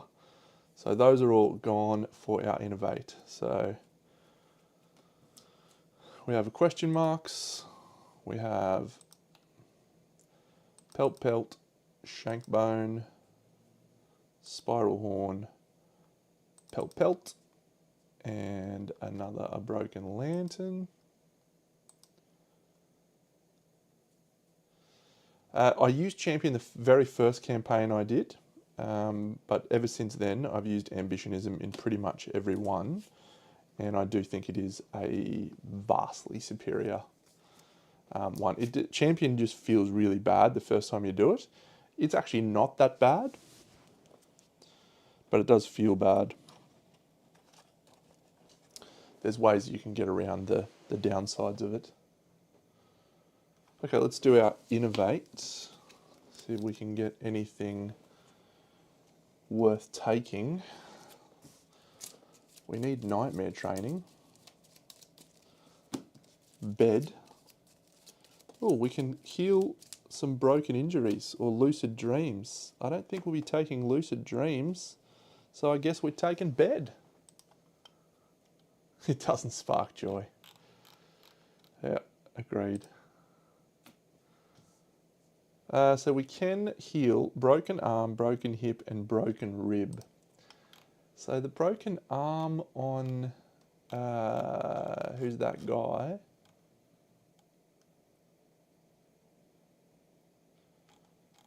We do have someone with a broken arm. And Urzi's got a broken leg, so it doesn't heal that. Icarus has a broken arm, so he could heal that, which would get his accuracy back. I think, no, it's a strength for broken arm, isn't it? It's both. Yeah, I mean, that's possibly worthwhile. The deaf doesn't help, but deaf can occasionally be okay. Yeah, maybe we will use that, just in case. just in case.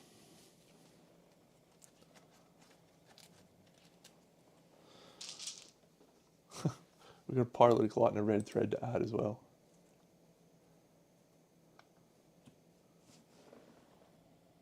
They're a sickle? Oh, that's so good. And they've got lantern. Yeah, that's great. You can use them in People of the Lantern as a slot. That's pretty good. We can actually put that on the lantern armor too. It's not a club, so it's probably not the best option. But yeah. Red thread and a pyrolytic light. Another pyrolytic light.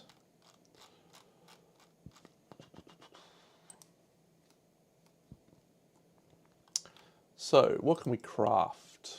The Count Truk, we can craft that. What does that require? 3 bone, 2 leather, a scrap, and a Nord gastrolith. So we probably will craft that. That might even replace...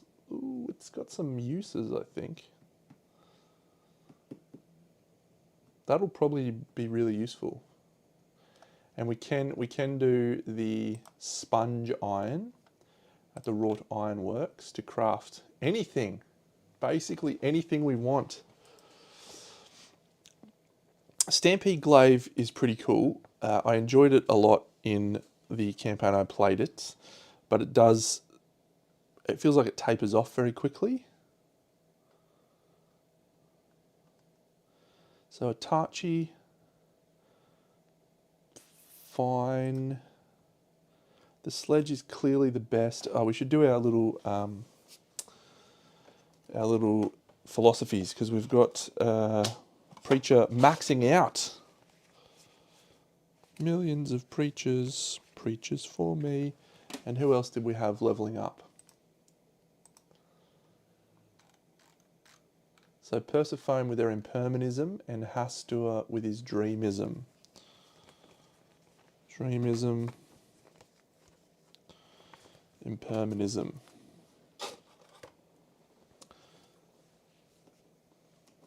I'm not sure. I've never done it. Let's find out.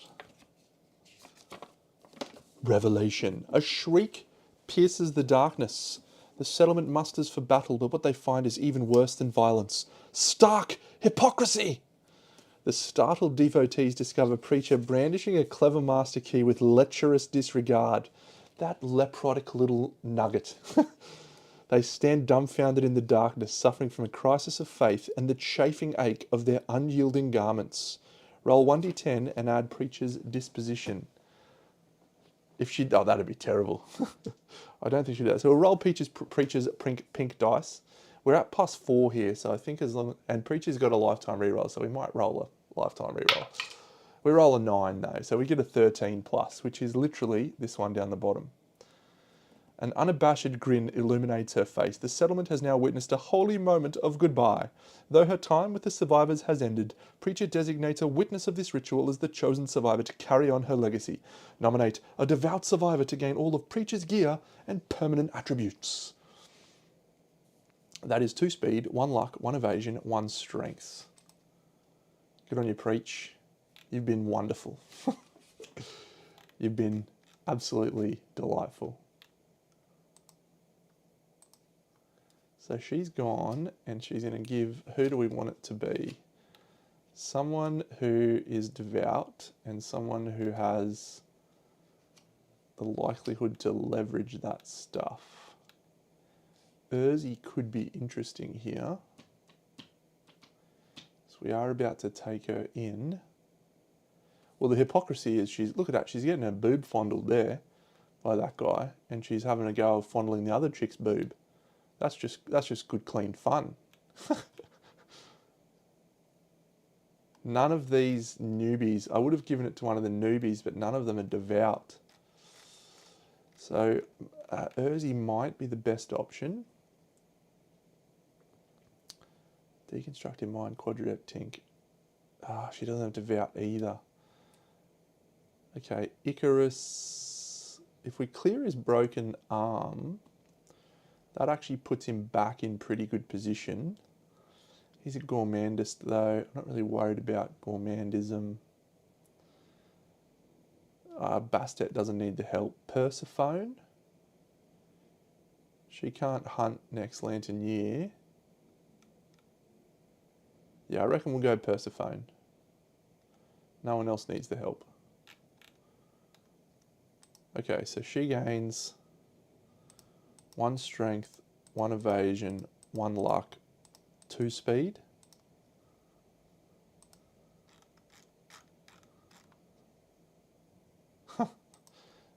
Thanks, Preach. We'll just say she's dead. She's out of there. She's dead to me, put it that way. Great. Possibly number 1 Wanderer right now. Possibly number 1. Let's do our Impermanist Persephone. She's leveling up to rank 3. Impermanism, everything is something. So we're gaining a Lumi and we're going to roll 1d10. I definitely don't want to roll a 1 or a 2 here.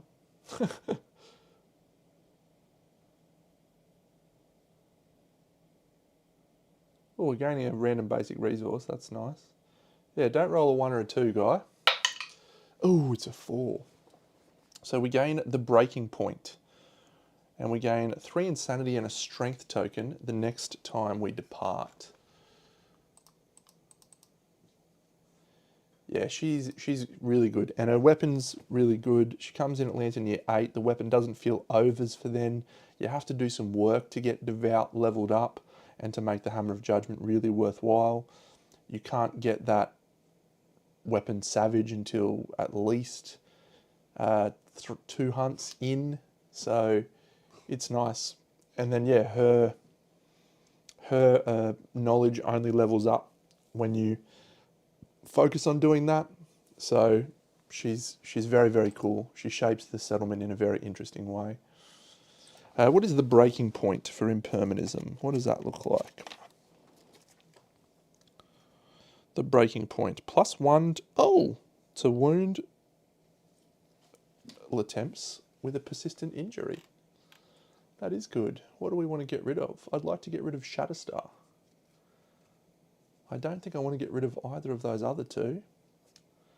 For that, 2 rerolls? No. So, do we need Physiognomy? No, we'll leave that off. I like those 2 better than I like the breaking point.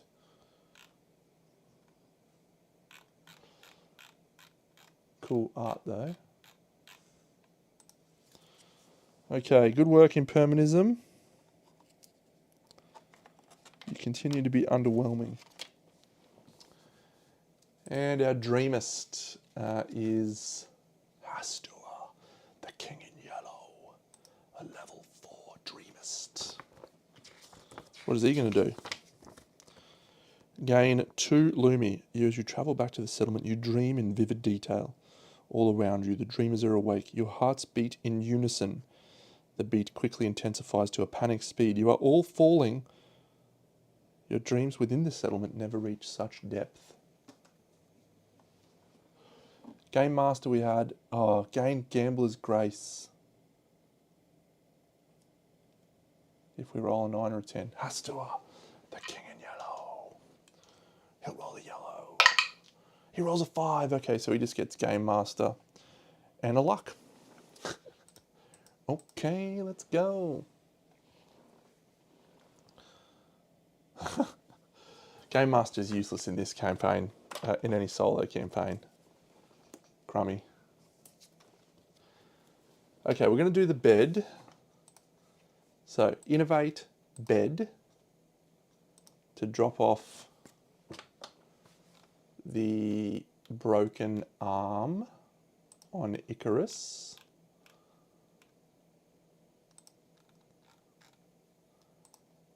And then what knowledges did we get from the forum? You have to get it on the previous one. You have to roll a 10 on the previous one. Joint array at 2 is very, very nice. And I think we get an extra one now as well, Stone Architect. Yeah, joint array would be good if we took out some joint arrayists, which we're going to do. So we're fighting Preacher now, Pariah, sorry. So let's go, I should fight Preacher. Let's go all of our semi-good survivors. Isis, do we send Isis? Oh, I'd like to get rid of her Xenomelia so she can spend survival. Already did dream schematics, mate. Already did it. Remember, I rolled, you had to archive a resource. Look, we're at level 3.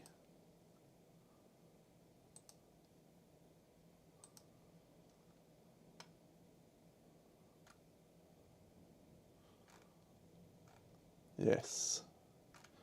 Yeah, we'll send out Isis. I'm too fast and too good looking. We're definitely sending Urzi because she's got somatic empathy, ignoration. Let's send out Mortis. And who's Mortis's partner? Is it Isis? No, it's Persephone. Okay. So we can't send him out. So let's send out Merkel. I think she's our Marrowist. Oh yeah, she's got joint array. So she's got joint array. So we'll probably buy joint array on someone else. Let's go with Isis. Yeah, we're definitely struggling to level up our things. So let's get rid of Frog Kick and buy joint array. Costs us 2 Lumi.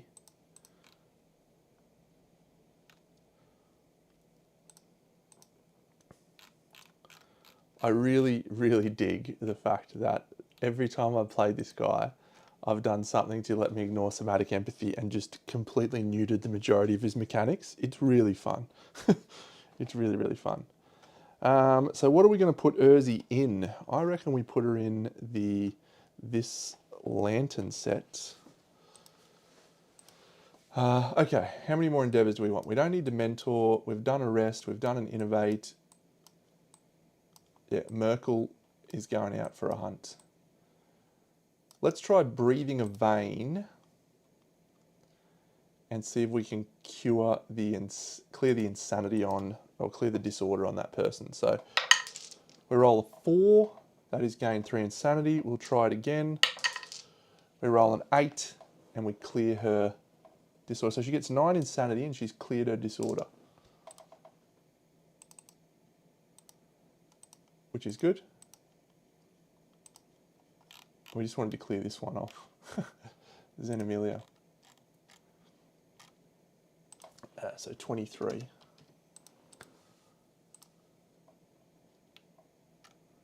Cool. Who's our scout? Probably just Merkel the scout. Oh, she's got the deprivation skin suit. That seems bad. Who's Merkel's partner? Socrates, dead. Unlucky. So she doesn't actually have partner anymore. That's gone. And did I give her a disorder? I think she has binge eating from that. Okay, I think we're going to archive some things, and then should I try and make sponge iron and make a sponge iron weapon? Yeah, we'll do that. So can we do spung iron from Bloomery, is it?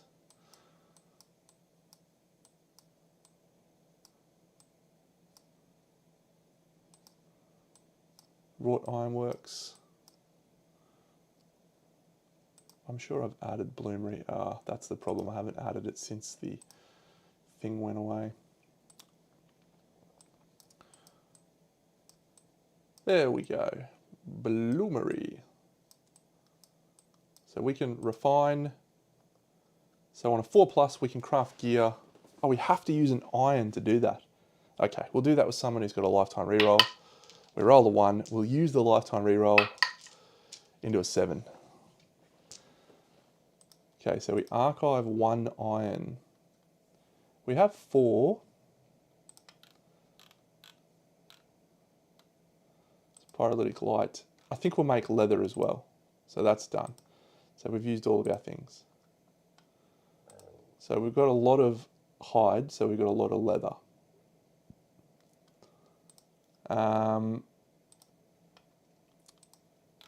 Still no leaders, so we can't make the Thingy of Doom. I do think we should make that Dashing Reaper Palian Dagger. That seems fun. But at the Wrought Ironworks, we could craft a Wrought Great Shield. What does that require? We haven't done any shield work either. 2 irons, 4 leather, and a fissile pancreas perfect organ.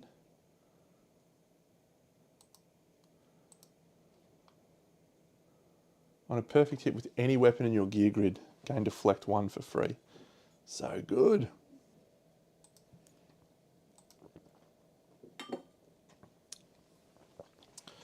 That's good too.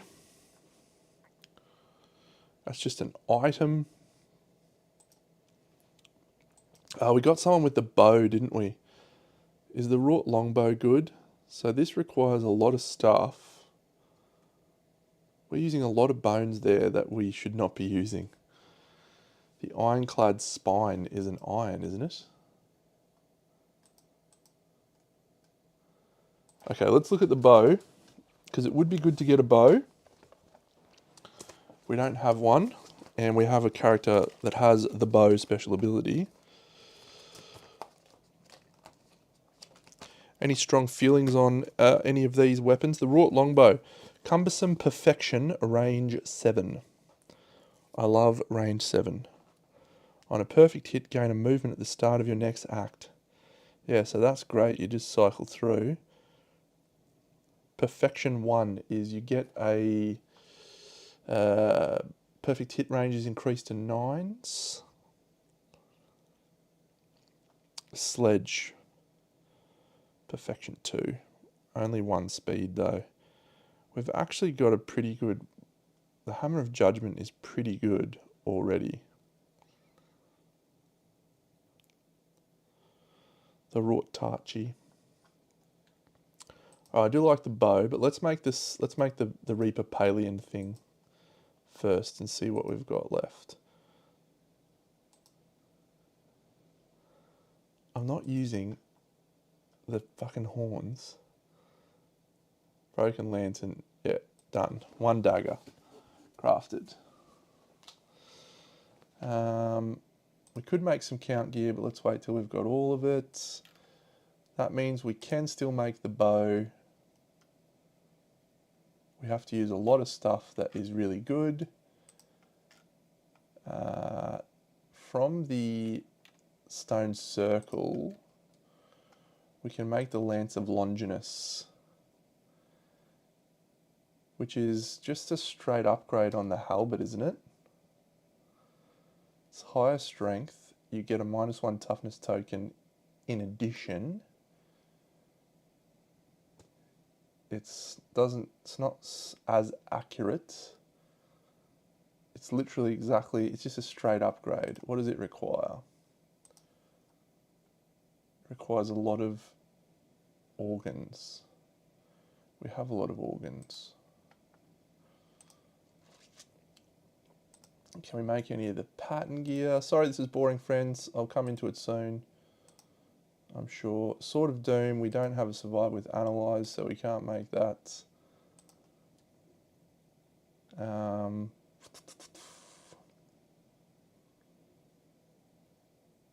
Yeah, I think we probably just make the bow and start rocking a bow. So we've got 1 iron. That we can change. We won't use that. Reticulated grabber, black lichen. Yep, let's just do it. We'll just do it. We've got a bow. I dig it. It's a high strength. Range 7's always nice.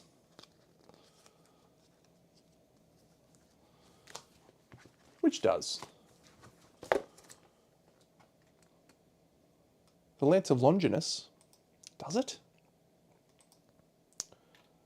That's interesting. Atomic Lance, is it? Oh, have I just made a mistake here? If you're a radiator, this has devastating. That is awesome.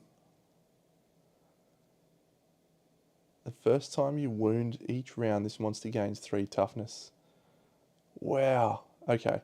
I feel like I'm going to dive into that in my next campaign using the Dragon King as my node 3, where I can make the cores, because I feel like the cores are going to really make that stuff really interesting. And did I hear right that these are going to get trinket? Is that something that I heard correctly? Okay, let's fight a pariah.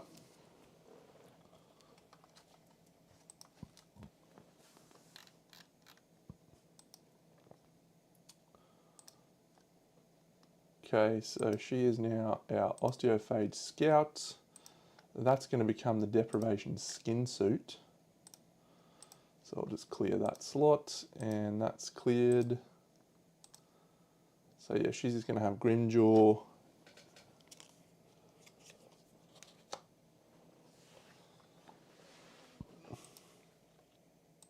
So she's got -10 evasion.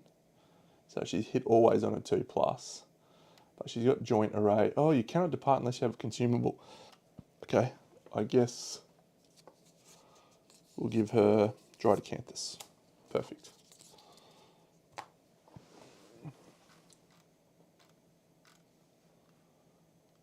So she's our scout. Urzi, we're going to load Urzi up with, I might worry about her next. Icarus.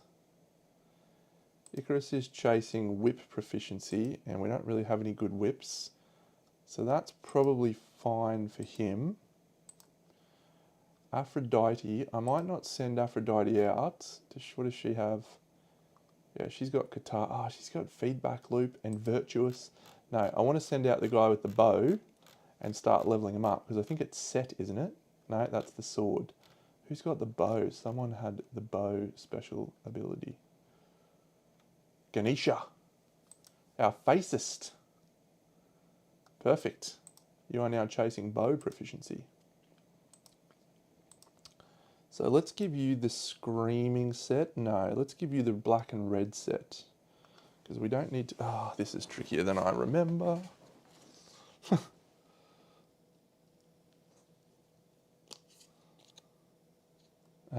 What about if we ditch the Sword of Silence here? If we do this, we don't need to activate that thing. I don't want to lose my Lantern Halberd. So we'll just put a Beast Knuckle there. That's fine. That's fine. We'll just, and then the wrought longbow can go. So anyone can use her weapons? Mate, we've got one chance to roll a 10. You better believe it, that I would do anything to roll a 10.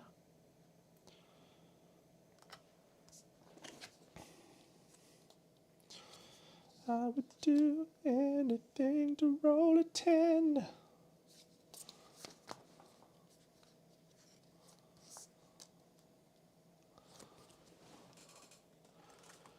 We shouldn't be too... Oh, I do fucking hate optimism.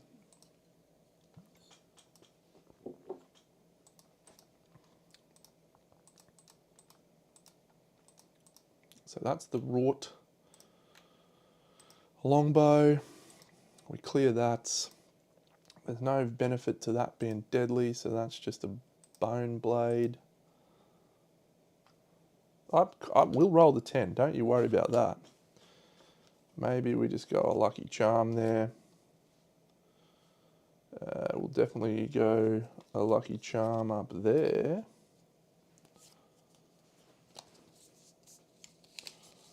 Ooh, ooh, ooh, we've got this holy lantern now that we can use. Well, you're insane, you have +1 luck. I'm going to do some cool stuff with this gear grid. This gear grid's going to be amazing when I'm finished with it. Luck charm.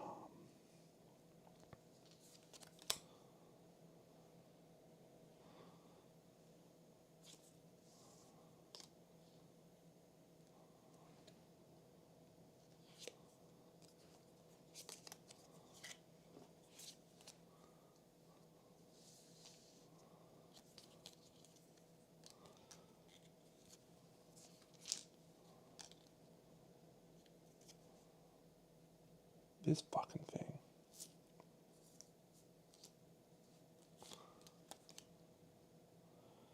3 greens, monster grease, job done. Look at that.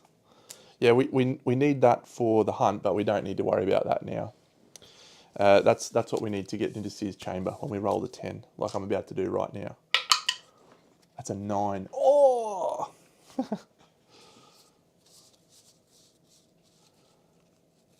Is it? Oh, that's so annoying. So who was the person that we nominated to use their weapons?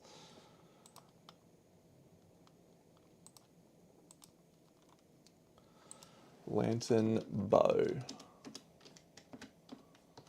Save. Ganesha, all good.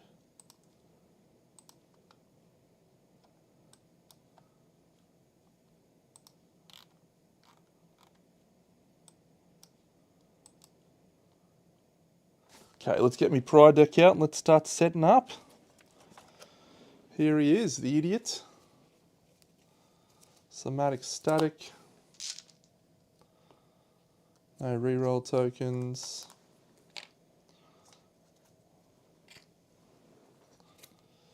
There's no pitons as yet. We're not doing inverted pariah, thank goodness. We've already got quadradept. Okay, so this guy's got somatic empathy, somatic static, and cyclopean cruelty. That's the one where he does 2 cards, isn't it? The cockhead.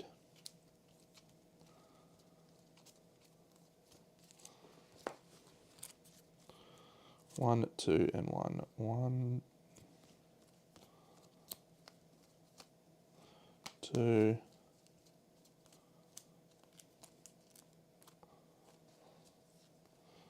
One, Jagged Grotto, no, cool.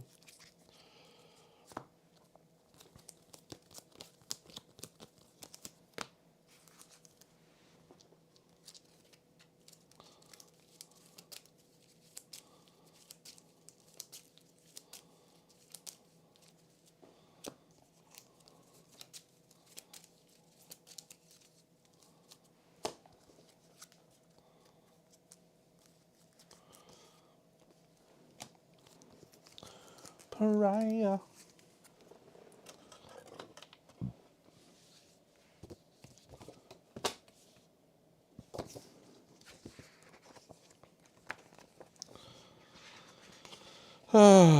Dark Secret, eh? Dipshit. 2 random terrain cards, plus, are we taking any physiognomists?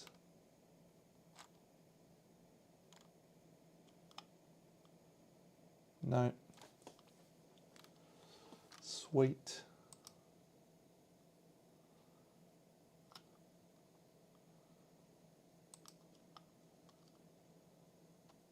So we're going to give her this Dashing Reaper. How good has that been? I'm inclined to say don't use that because I feel like it eliminated some of the challenge of this particular storyline. Do I have 6 organs left over? No, okay, so I can't make that thing. Icarus is going to use that with the whip, fine, and we'll just give him a Canthus, I suppose.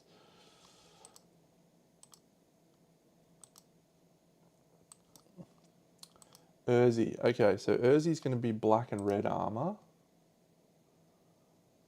So we'll copy that. So she can't use the Hammer of Judgment or the Holy Lantern. That's some bullshit. Well, we can give her a Lucky Charm, so we'll do that, which triggers that. And then she needs a decent weapon because she's our main hitter. And I guess let's use the Sword of Silence. Was she a sword? No, hang on, she's got Everything's Frail. Maybe not the Sword of Silence. He's going to run away after this one and archive that +1 understanding one, I think, so. He does have a... No, don't do it, Deno. Don't risk it. Or do we risk it?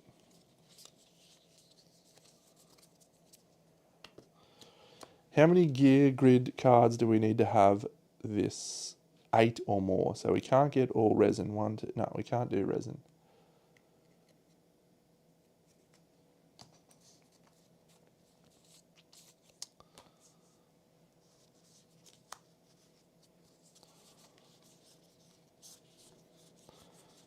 All right, it's time to say goodbye to it anyway. It's time to say goodbye to the Sword of Silence. I'm done with it. Let's play the game as intended. You're an idiot, Deno. All right, so this is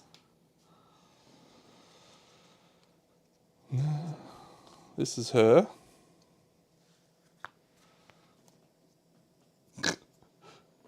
One speed and 1 damage and nothing else. I'm doing this just for Militides, just because I know it's making him upset.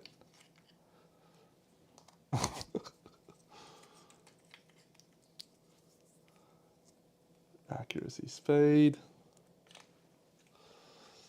Nucleope off the board. Okay, white. The scout is in teal. What's the worst that can happen, mate? Seriously.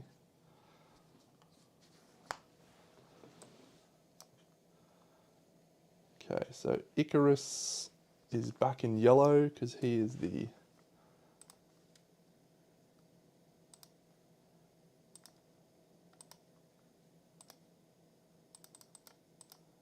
and Ganesha's our new bow chick. She can be in purple. I need to get a bow survivor. Cool. Let's get Urzi with the actual wrought longbow. She's painted as well. And it looks like she has some lantern armor. Is Ganesha male? Is it?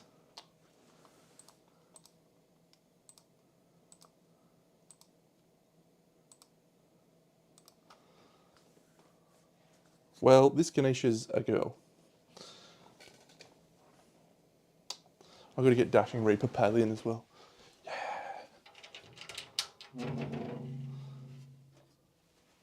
Yeah. Look at all my cool toys. Okay, let's flip some terrain. Oh yeah, he's the elephant-headed guy. I was thinking it was the 6-headed chick with blue skin. What's her name? Survivor Corpse. Another perfect lantern. Cool.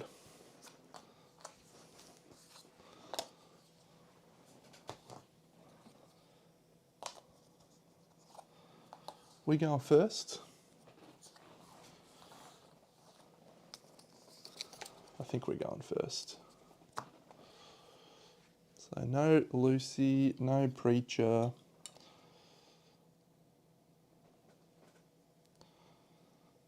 So this is yellow. We set up along this board edge. Kali. Yep, that's the one I'm thinking of. Kalima. Kalima. Scout, you can go and pick up my lantern for me. And the person who's going to do all the damage in this showdown with the Sword of Silence. Perfect. Let's depart for this showdown.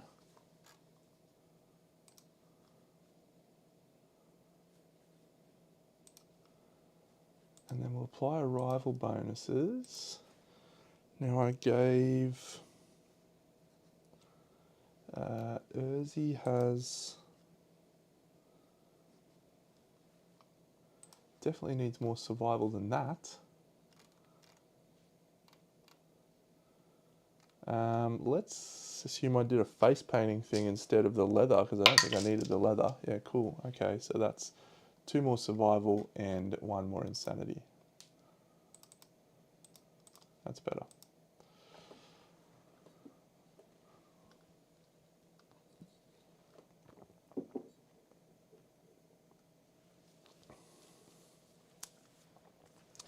Cool. I don't know if I shuffled this. Let's do it again. I'm not sure if I shuffled this. Let's do it again. We're going first. Let's dance. I'll dash with Dashing Reaper Palian. 1, 2, 3. And then we'll charge, knock him back, move into position, and swing with my Dashing Reaper Palian. So that's 2 speed, hitting on, that's only 8 plus. That is a downside, that's for sure. And this is Isis. She should have had 2 more.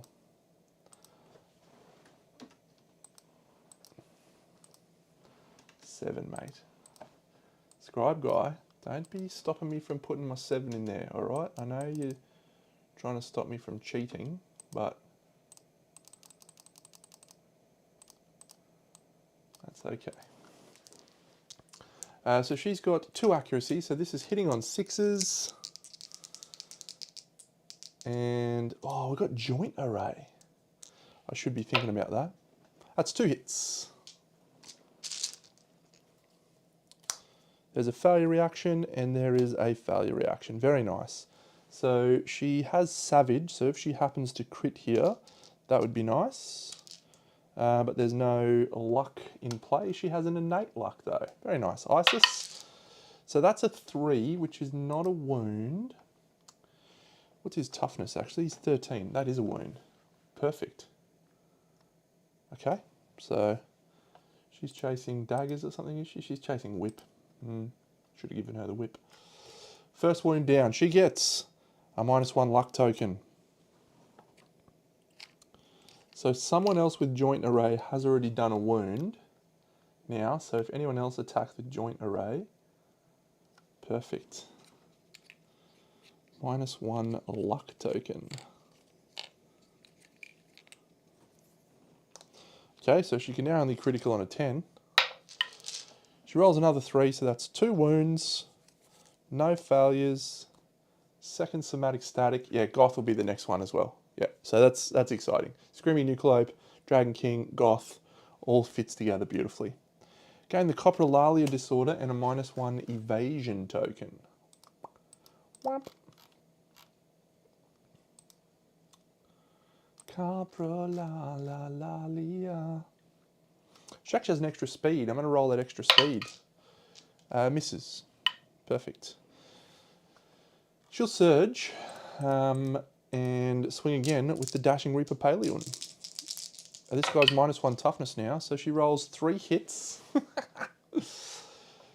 Yes, my Goth's painted as well, as everything is. There's a reflex. There's a failure. There's a reflex. We'll do the... I was kind of trying to get... I was hoping to get the... he's got a super dense location. I was trying to get that out of the way. So there's a failure. That's a 3. It's not a failure. So we do that. Lash out. Suffer 1 damage to the arms that ignores armor. Are you devout, actually? No. So everyone that is devout... I didn't do shrine.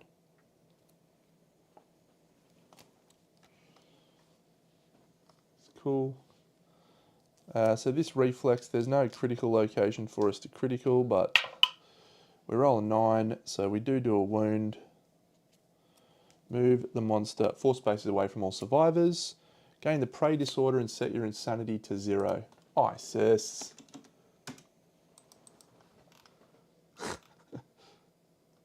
Are you devout? Let's ditch Coprolalia. They're all bad.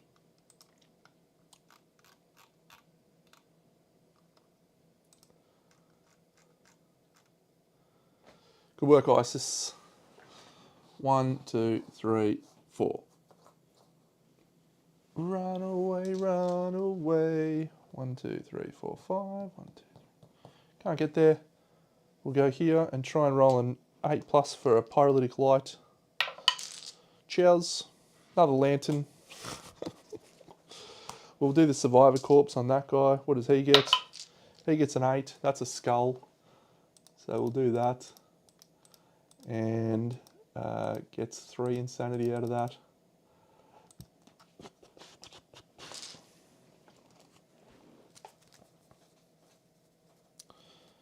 I've really enjoyed Pyrolytic Light. We've seen it 5 times in this campaign. It's been good.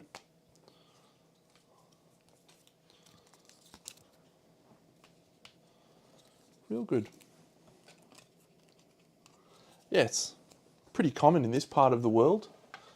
Maybe there is a watcher sleeping somewhere and he's dropping these all over the place. So is there anything that we want to do? Yes.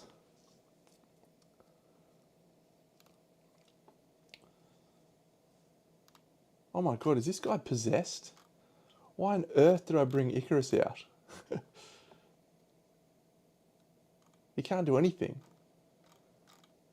Okay, cool Icarus. Well, I suppose we want to brick him anyway, so that's fine. Ganesha we actually want to do alright. So she's got the bow. She can actually use the bow to shoot, I just remembered. So she can dash 1, 2, 3, 4, 5. 1, 2, 3, 4, 5, 6, 7. So she goes to there. And she will then use a normal act to have a shot. She can't shoot for him. She has to be shooting from the front, so she can't shoot him. What a sad time. What a sad time. Okay, well let's let the pariah have a turn. Cyclopean Cruelty is 2 AI cards. Cool. So the first one is Whipping Sway. Random survivor in range. This guy's speed is 8, movement 8. So it is either Chicken Lantern Armor or the Reaper Chick. So we'll do 1 to 5, 6 to 10. Okay, so it's her. So she can't spend survival because she's not insane, thanks to Prey, which is nice. So Preacher will go to here, and then he's actually going to face like that. So it's 3 speed, hitting on a 3+, which is going to go to 5+. 1, 4, and an 8. Does she have Delirium? I didn't mean Delirium, I mean that durability delusion. She does not. So that is 3 damage to the waist. 1, 2, 3. She suffers Bash, Bleed, and places a token on Somatic Static. Cool. So that one's done. She's now knocked down. So the next card is Random Threat in Facing, Random Threat in Field of View. Doesn't say anything about range. So move twice and attack target. So 1, 2, 3, 4, 5, 6, 7, 8. So it is going for the bow chick. Speed is 8. So he's going to go 1, 2, 3, 4, 5, 6, 7, 8. So he's going to get there. So she will dash. She can't dash because the monster went first. So he's going to go to here and have an attack on her. That's a 4-speed attack.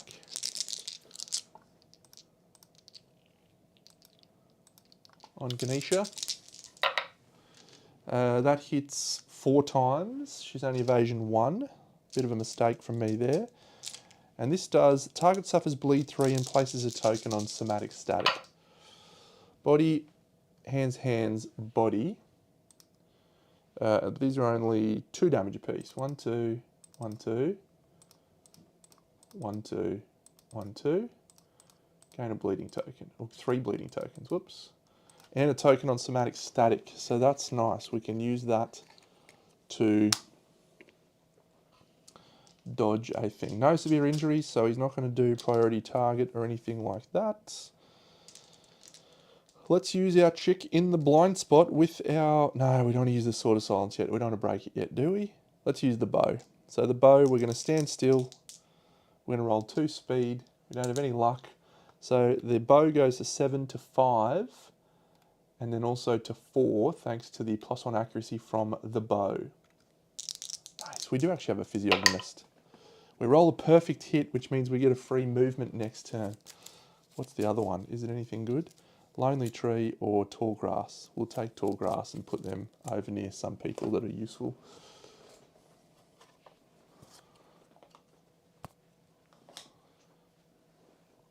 Okay, so that is 1 hit, but it is a perfect hit, so we get the movement next turn.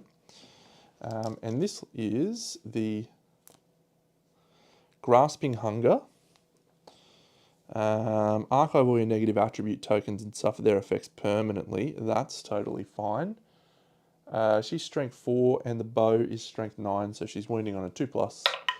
She rolls an 8. She has 1 luck, and that bow is not deadly. So that's just a wound, and she will archive all of her negative attribute tokens, which is 0. Then she'll move.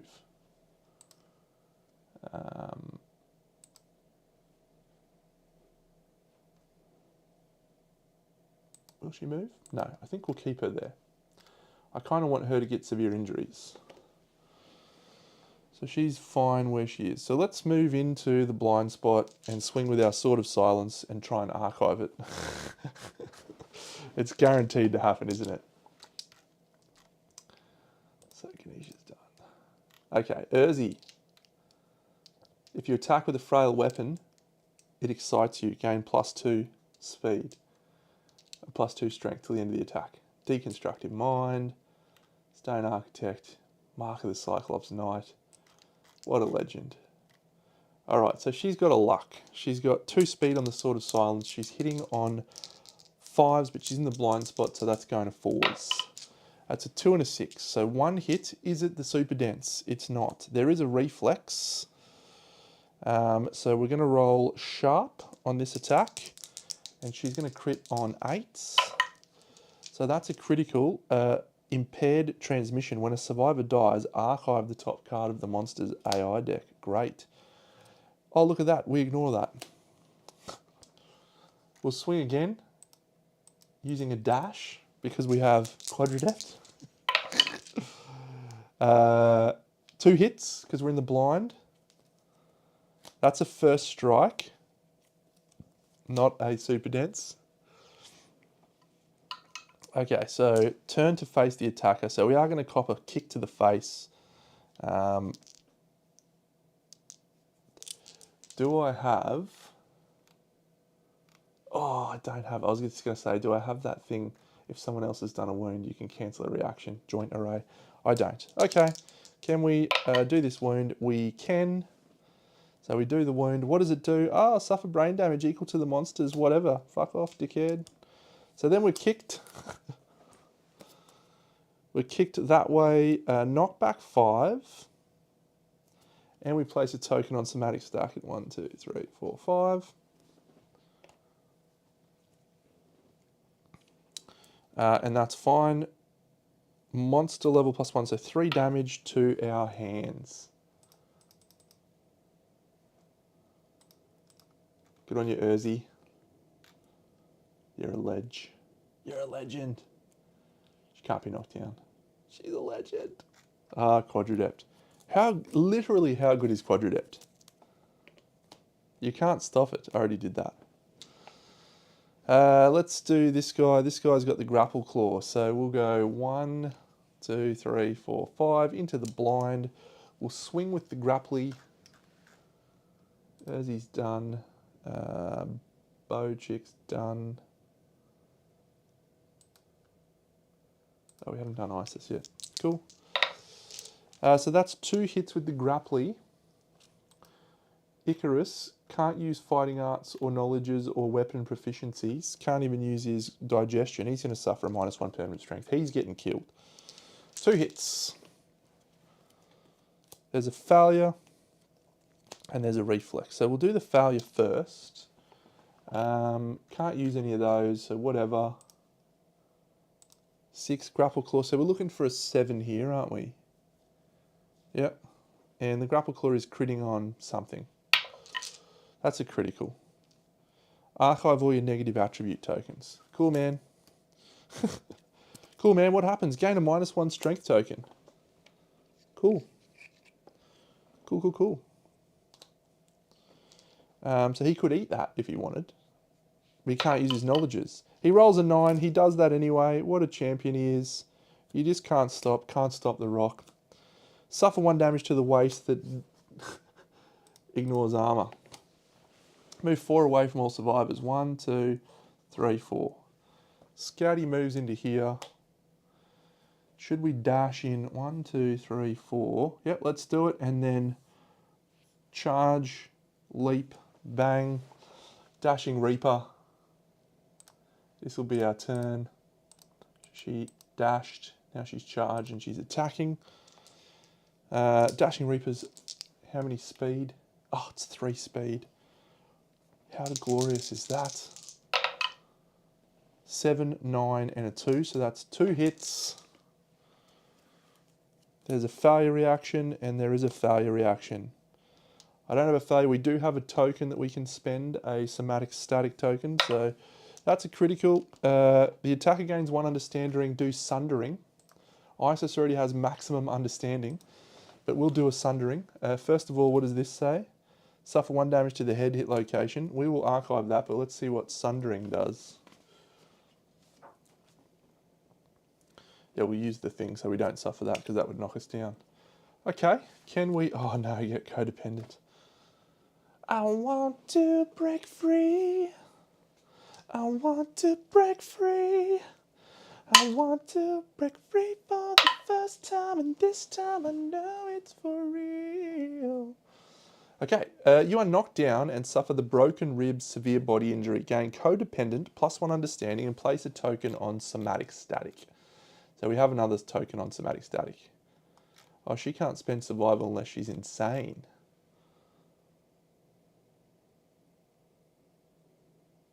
Okay, I've fucked that up. But let's just assume that I've gotten rid of that now. You cannot gain understanding. Yeah, so that's bad if we have to confess, right? She might be dying. She does suffer broken ribs. And she's got a token on somatic static. God knows, oh, how I want to be free. Oh, how I want to break free. Does it absolutely force us to confess? It's only if that person's picked, or is it just you must confess if you have a codependent?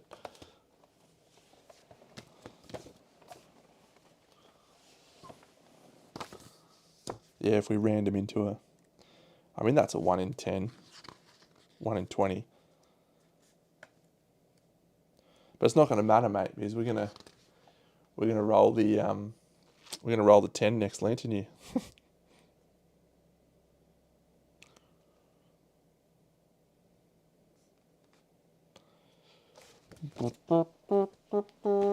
We'll get another disorder. I'm confident. I'm confident that'll happen.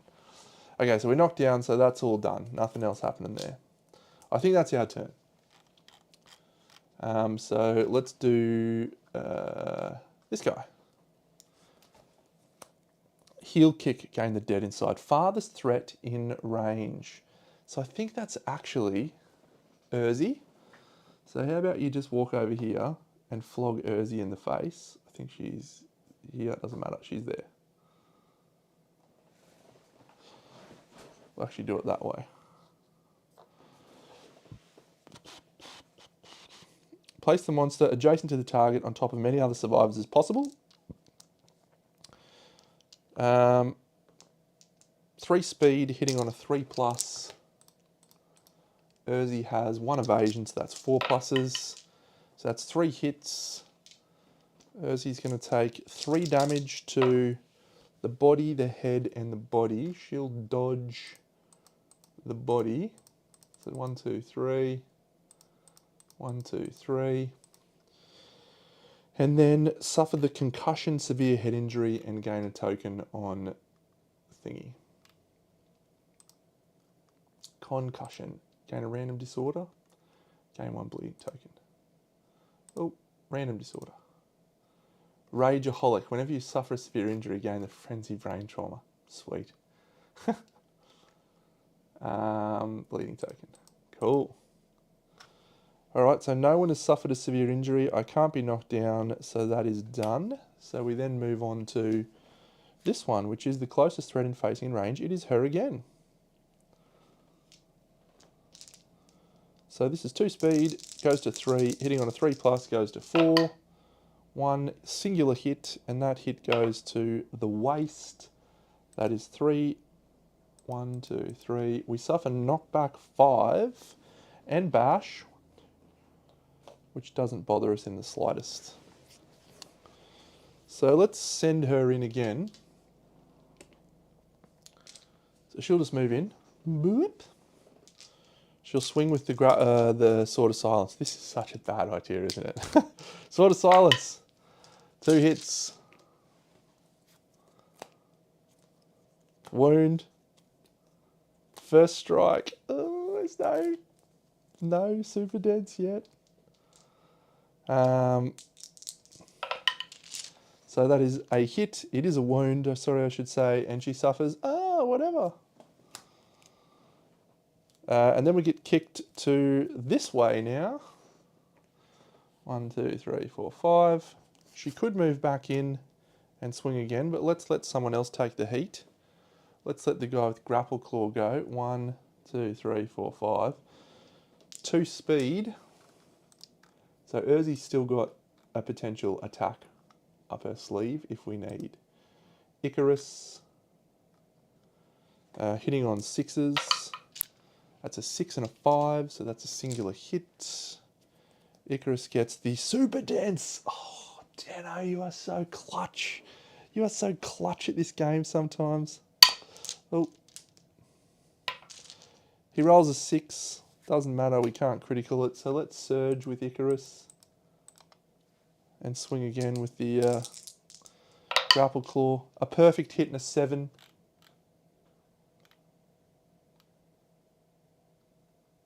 Great. Great. Surely he'll trap or something. Reflex. Reflex. So we can critical on a 10. So let's just do that. Nope, that's a 6. So is that a wound? Let's check. Grapple claw. 6 and 6 is not a wound. And we have a -1 strength token. So that's a reflex. Perform basic action targeting the farthest survivor. 1, 2, 3, 4, 5, 6, 7, 8. So the scout could bravely run away. That's Merkel. What do you got going on, Merkel? You got plenty of armor. Maybe we'll let you have a little dip at her. Yeah, have a little dip at Merkel. Basic action. 2 speed goes to 3. 6, 7, 2, so that's 2 hits. Those 2 hits go on the boots, and the boots will dodge. Cause some damage. So the attack did not cause no damage, so we ignore the tantrum that he has, the little crybaby.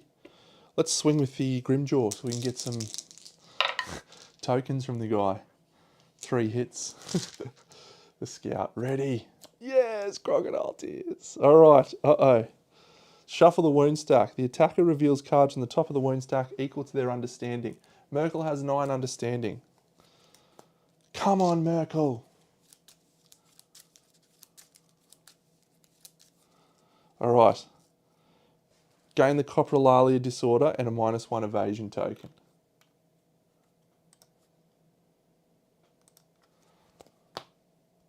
Flip all your positive attribute tokens to the other side. None.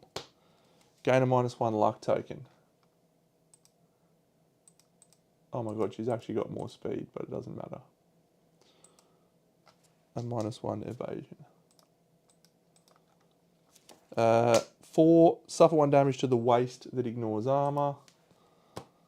Suffer 1 damage to the head that ignores armor. She's knocked down. That's now 6. Suffer 1 damage to the arms that ignores armor. 7. Suffer brain damage equal to the number of cards in the monster's wound stack. So that's 11 brain damage.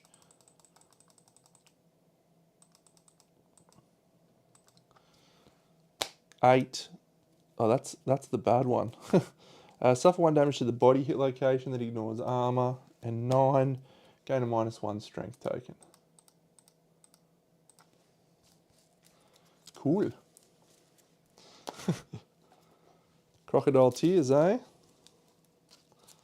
So we're knocked down because of the head thing, but let's fist bump her and have another swing.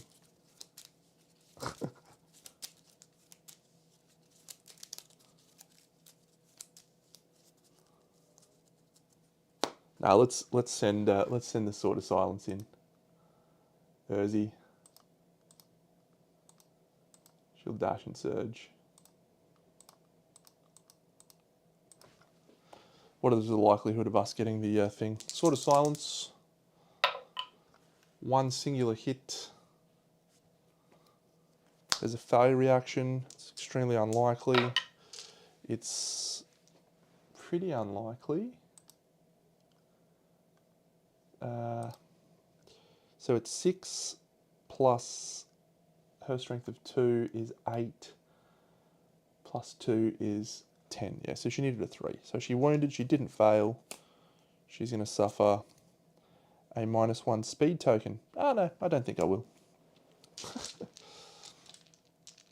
The bow chick can't get into range. No, she can because she got an extra movement. So she'll dash.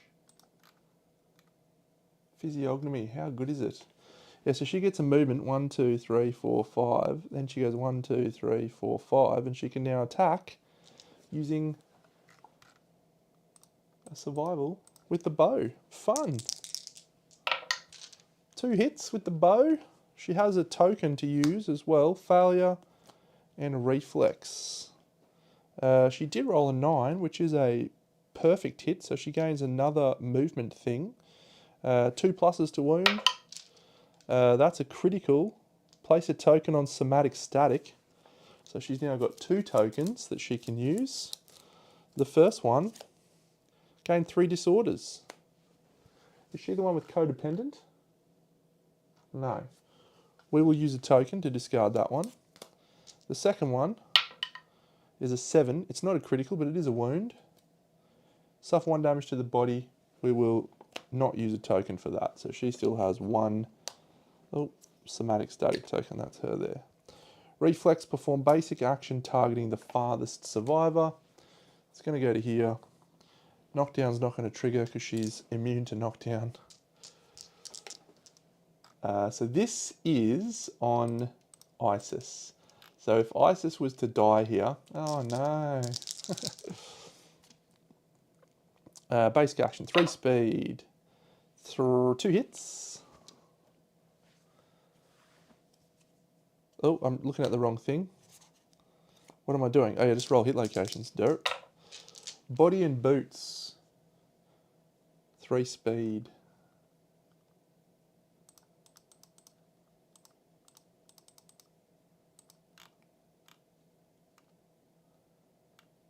And that's it. We will stop there. We'll let him do his action, and let's see if he can kill her, or at the very least give her a disorder. Okay, gain the dead inside impairment. That's nice. So can't do anything with that. So we'll just stay where we are. This target gives concussion. Oh, so good, Dano. You're the fucking best at this game, man. I'm telling you. She's got evasion 2, so it's only 1 hit as well. It does 3 damage to the head. 1, 2, 3. And the after effect is concussion, severe head injury, which is gain a random disorder. Tophobia. Thank you very much for being my missus. And a bleeding token. We now get the priority target because of that thing. Yeah. Oh no, I got concussed. How terrible. We get another AI card. It's not just basic action, is it? Yeah, it's second AI card. Ooh, synchronic attack. So this is going to attack both survivors and her unless I move. But what I might do is Isis might... not Isis, Urzi. Oh, she can't. Alright, so let's dash away with Isis to get her out of range of that rubbish. So this guy doesn't hit anyone else with his attacks. Here.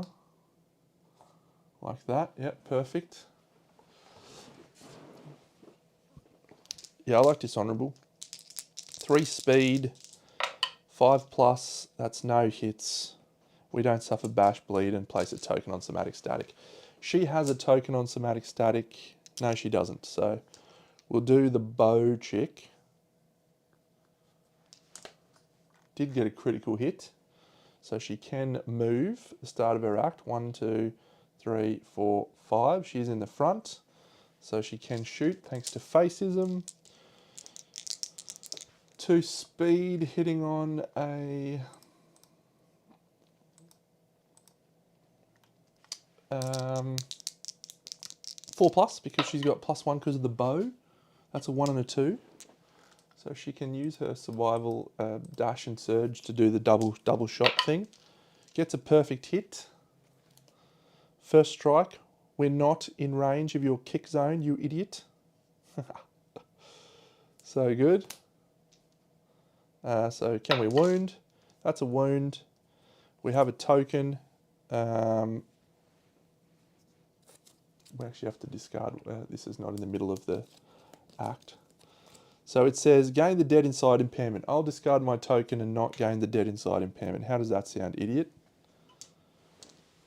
All right, finishes off as 1, 2, 3, 4, 5. Just don't draw a token and lose me Sword of Silence here. Is this a Fist and Tooth opportunity? Should I Fist and Tooth here just not to risk it? Nah, let's archive it. Let's get it gone. Get it gone. No hits will surge. 2 hits. Failure.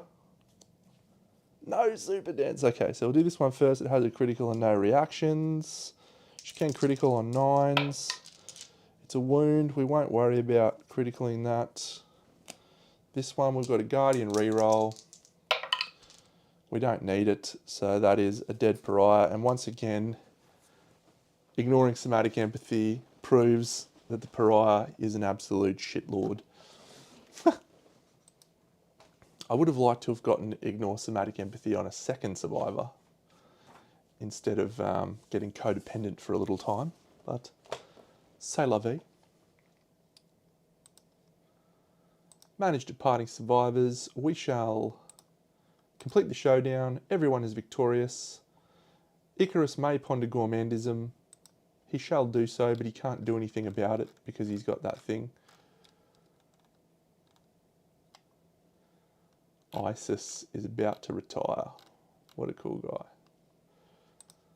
Okay, first things first, it's a settlement event, and then it's creeping longing, the outcast returns, and the bell rings. Bong. Okay, this pile is number 1, and this pile is number 10. 1, 2, 3, 4, 5, 6, 7, 8, 9. It's the top one as well. A weird dream.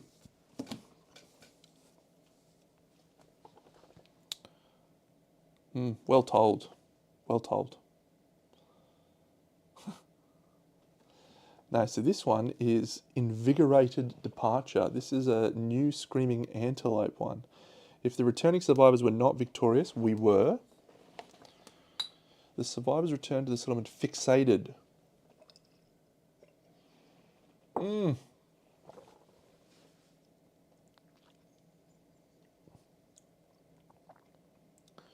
Yeah, that one's not great, really. I don't want any of those survivors to go, actually, do I want to? Because I'm going to the Black Knight. I just don't want Urzi to go. I lose 1d5 bone resources. I don't think I've got that many bone resources, do I? I've got 1. So I lose 1 bone resource, which means I can't innovate this year. But yeah, whatever, man. And then I am hunting a quarry. We must choose a quarry with a higher node or level than the one we defeated last Lantern year, so we have to go for, well, it doesn't matter because we're hunting a nemesis. Channel, each departing survivor gains 3 insanity, and on an 8+ they gain frenzy. I don't love frenzy for that.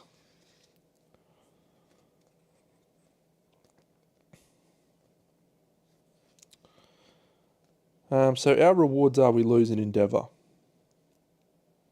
We now archive precious fragments. But we reduce our survivor limit by 1. This guy sucks.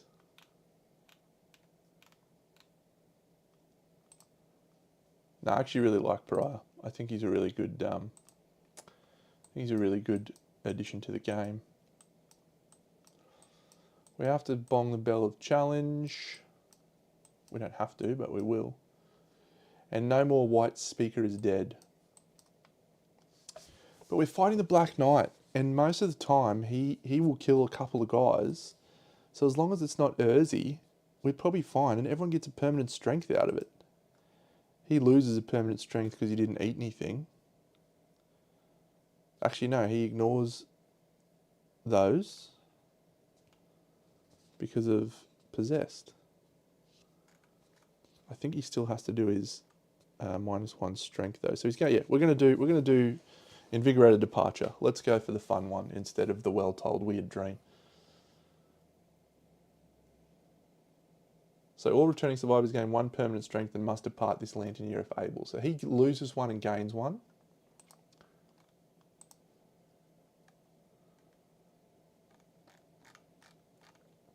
Isis gains a strength. That's cool. I think I used that. Not sure if I did or not, but we'll say I did. Very good.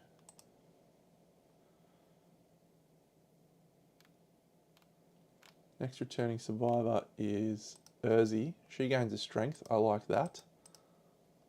What's all the text?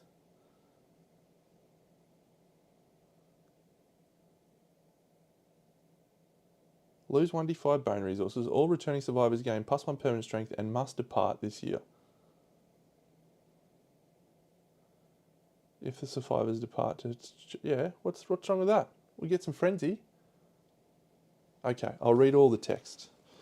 The survivors return to the settlement fixated on their recent victory, unable to release the tension in their nervous systems. They hoard the hard-won bones of their foe, reserving them for agitated displays of dominance.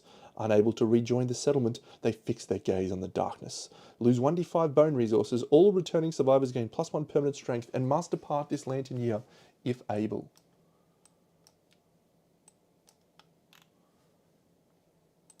There you go. We managed to get very few brick survivors out of that, actually, which is pretty cool. And we got a bow proficiency point on Ganesha.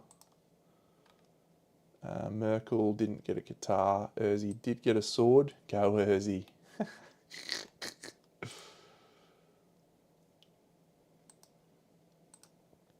Swing that sword of silence, you legend.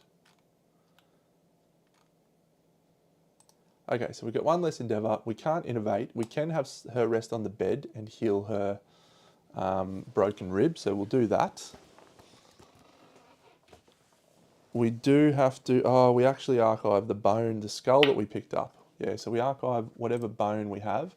I'm going to do something that one of the guys told me to do. Show owned only. So we're going to lose the black skull, which is pretty bad. However, we are going to gain a pyrolytic light, which is good.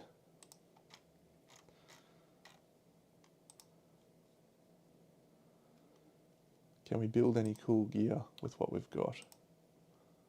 No, none of those. Can build a backstabbing stone. How wonderfully useful. Wrought ironworks. We don't have sponge. We don't have a way to get iron. Okay, so we're unlikely to be doing anything useful with our endeavours. Let's build the dream thing. Start of the settlement phase. We roll a 1. So we're going to lose a lot of endeavours out of that, I think. Dream schematics. Mishap, suffer the broken arm. You can heal that on the bed. So she's going to go rest on the bed, Isis. She's going to heal her broken arm and heal her broken ribs. Perfect.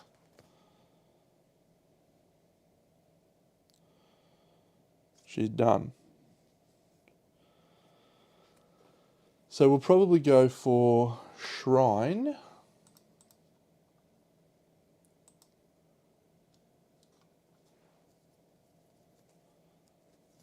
We'll go for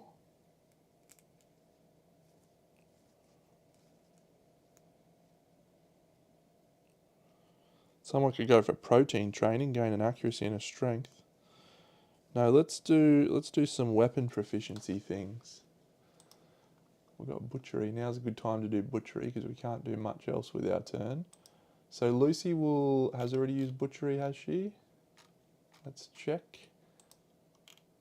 She has used butchery, so she can't use it.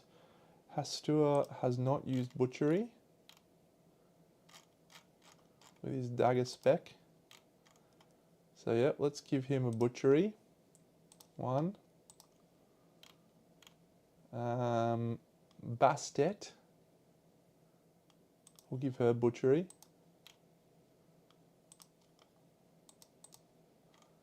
So we're just going to do that, so it triggers and puts it in here. Cool. And that's 2 organs we have to archive. We've got 5 organs. I'm just going to archive 2 perfect organs because I'm an absolute loose cannon. That's those 2. Alright, so we don't need to worry about matchmaker. We don't need to do mentor. We've done arrest. Do we want to give someone honourable? We are about to face the Black Knight, and that's going to give us some bonuses thanks to the Bell of Challenge. At level 2, you add +1 to all hit locations, so maybe we'll give someone honourable. We don't need to blood weave, we don't need to bloodlet, we can't bloomery. We've done 2 butcheries, we don't need to cook. Don't really need seed patterns. Yeah, we'll do a face painting for the bonus. Oh, let's do a scarification. We'll do a holy scarification. Cool. And I've actually got some people that'll be good on. They came back with Acanthus. We can give it to Merkel.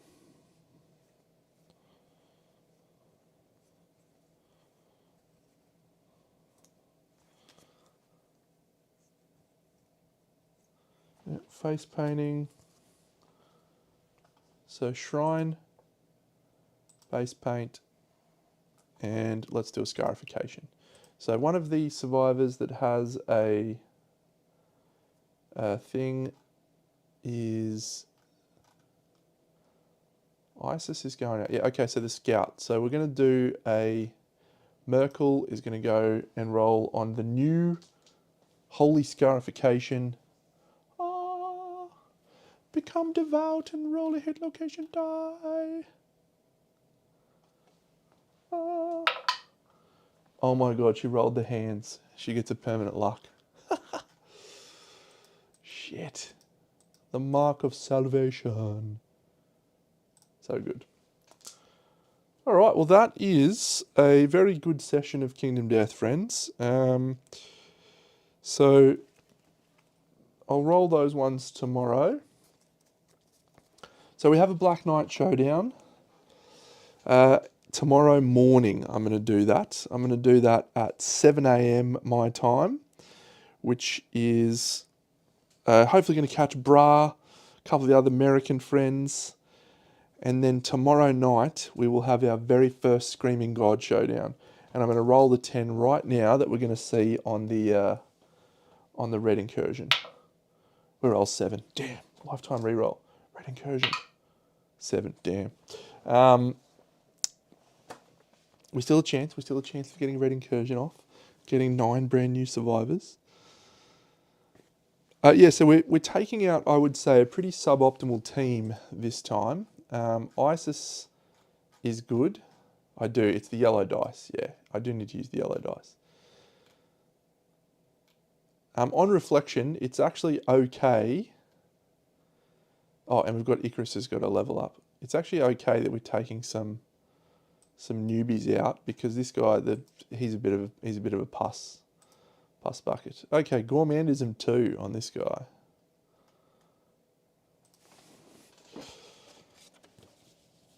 Now that'll be really good if you're there, Fen. You can pick up all my mistakes that I will no doubt make. Superlative taste.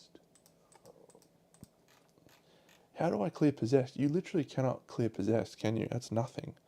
He does nothing. Alright, what do you get out of your gourmandism? A 6. Gain +1 strength.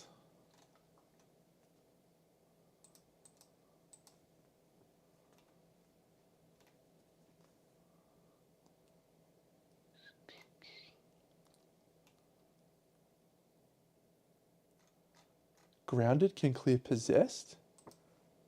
Can it? Lucy's got grounded. I need to see this. I did not know that.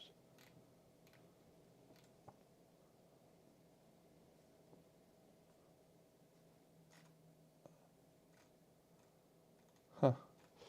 Okay, so the departing survivors this Lantern year are going to have the chance to roll Berserk. Ah, gotcha. Okay, well, unless we do a friggin...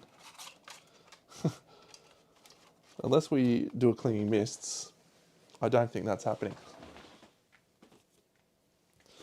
Okay, so to start the next hunt phase, or the thingy, so we have to... Oh, we've got to ring the bell, don't we? Oh, we've got to do Creeping Longing. Come on, Deno, get your shit together.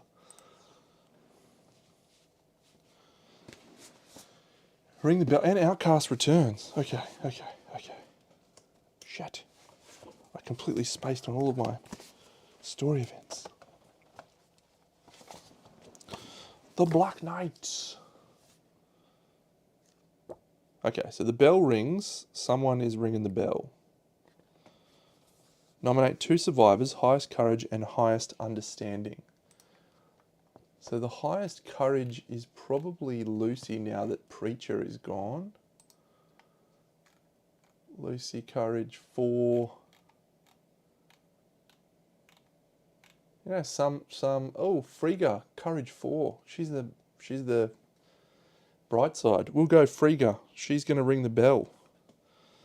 The highest courage. No. She rolls a 4. That says you suffer -2. Departing survivors suffer -2 survival and gain +2 insanity.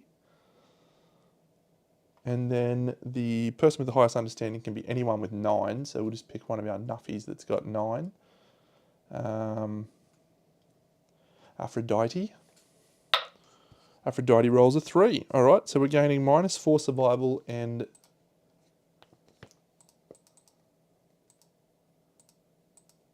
+2 insanity. No, +4, 5, 6, 7.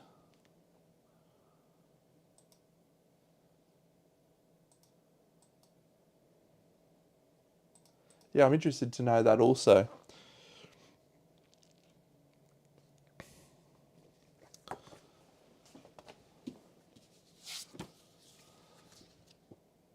We'll have another Creeping Longing.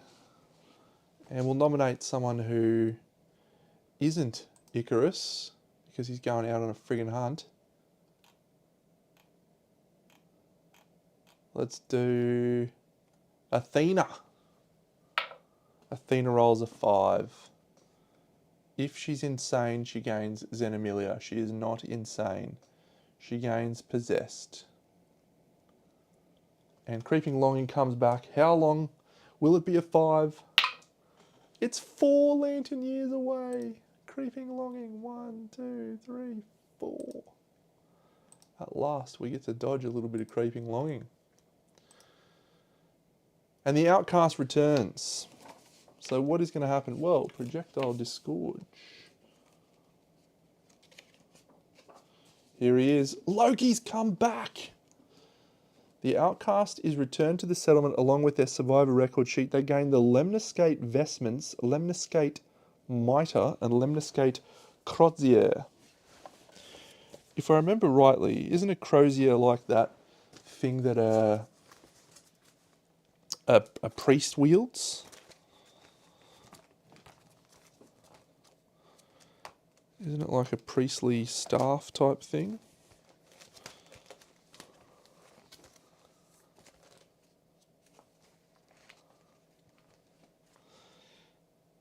I can already tell you right now, without any shadow of a doubt, that the king is not good for the game. The king is just way overs. His gear is ridiculous. It's so stupid. So I am totally on board with... Is this actually from the alpha, this great hall, is it? Oh, there it is. Vestments, mitre, crozier. Oh, yeah, okay. Yeah, it's like a shepherd's staff. The settlement may now hunt the screaming god. Let's look at the new toys, shall we?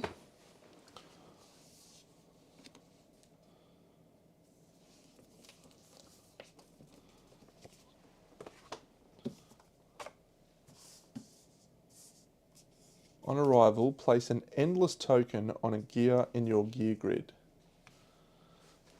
Limit once per lantern year. If the king gear was harder to craft, you know, it'd feel more like you've achieved it. But you literally can do a full king set in one level 1 king hunt. And that's just stupid. And then when you do that, it trivializes every monster in the game that isn't the king. And that's all. So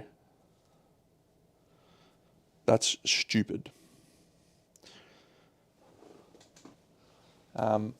If that gets changed and it's becomes either a gear rework, which I'd probably be supportive of to just tweak it slightly down, or a dramatic increase in the costs, I would feel much more comfortable with the king, because I love the fight. I love the king fight, it's a great fight, but it just makes every other fight in the game irrelevant, with the possible exception of, you know, God Hand, Old Master. Even then, it just kills it. Yeah.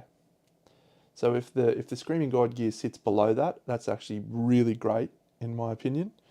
And I haven't looked at any of it yet. It's one of my favourite things is when you get to do stuff. Okay, so this is fragile. I don't like that. On arrival, gain 8 survival. I do like that. It's a lantern. So that's fine. If there is an endless token on this at the start of your act, move it to the gear this points to. While there's an endless token on this gear, you have +8 strength. You have +8 evasion. Okay, so you must have these two in those positions and it bounces back between them, between strength and evasion. That seems fun. What gear set can you use to do that? Oh my god, that's armor though. Oh no, so you can't use that. That's just not that. Use bone armor, so we could use that with our earrings.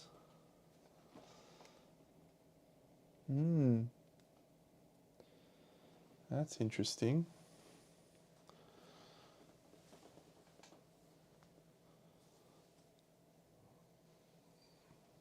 And they're all irreplaceable. So I like the concept of that gear. I'm just trying to struggle. I mean, we've got clothed and satiated, I suppose. So as long as you can trigger the green downs, they're the hardest. So screaming gear is good, but you can't have a screaming hat. That's okay. That's a blue down. The body is a bigger problem, but the braces are green up. So what's a green down? So we're going for a mix set, aren't we? Yeah, if they were outfit, you'd be sort of like, okay, I can mix those with a few things.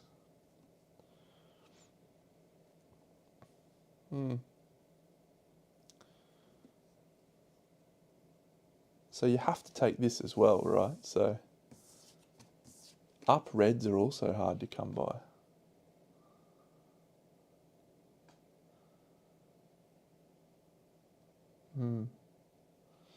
Leather mask, no. Leather cuirass, no. We've got the grapple claw, I suppose. Yeah, that's gonna be some interesting gear grid design to see if we can make something worthwhile. The Outcast has just returned and dropped this off for us, mate. He's a top bloke. Loki, he's come back and said, here, I found you these cool new toys. Why don't you have a crack with them? And we said, thanks, Loki. You've been gone for so long. We've forgotten everything about you. And why don't you have a philosophy, you dumb guy? How about you go back to where you came from, you pest? You might be immortal and quixotic and have a deafness. But, yeah. He did. He just came back this year. What a top guy.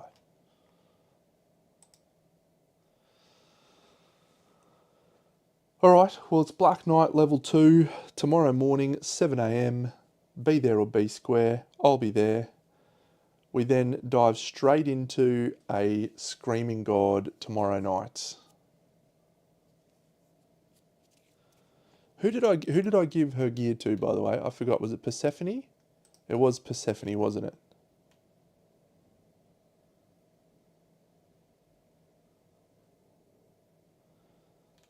So that was a bad idea because she is an impermanist and she will break the weapon. That's +8 evasion if it has the endless token. +8.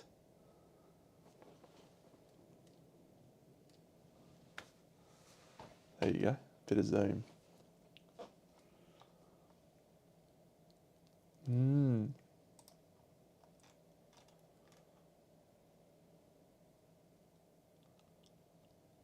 I don't know what that is. Pyreha knowledge. Oh, did we get a knowledge? Did we get a thing? Screaming God cuisine at 36. Oh, we got group philosophy focus. That's cool. We can choose one. Do we get any other benefits? Duty bound. I forgot to give someone duty bound.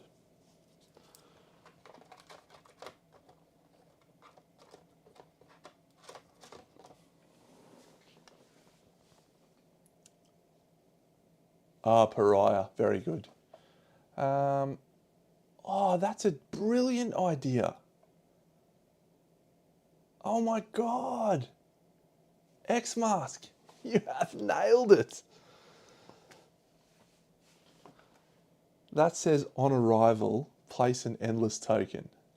Oh my God, that's brilliant. You've got both. Yes. I'm taking someone with that, aren't I? No, I'm not, but X-Mask, you've done it, mate. You've absolutely done it. Okay. What knowledges are we getting from the forum? If we get the pariah one, it's game on, baby. Plausibility, deconstructive mind, adrenaline junkie. We get a fourth one. Serial code. Shit. Let's grab it. Because we leveled it up to level 2. Feedback loop. When you gain a token, you may gain a copy of that token. On arrival, place an endless gear token on a gear in your gear grid. That is an endless token. Okay. So this only allows you to place one token on a gear in your gear grid. I might read the book and see if it says anything about endless tokens in the book. If it does say endless tokens are a thing and they go on objects in your gear grid, then it will be fine, won't it?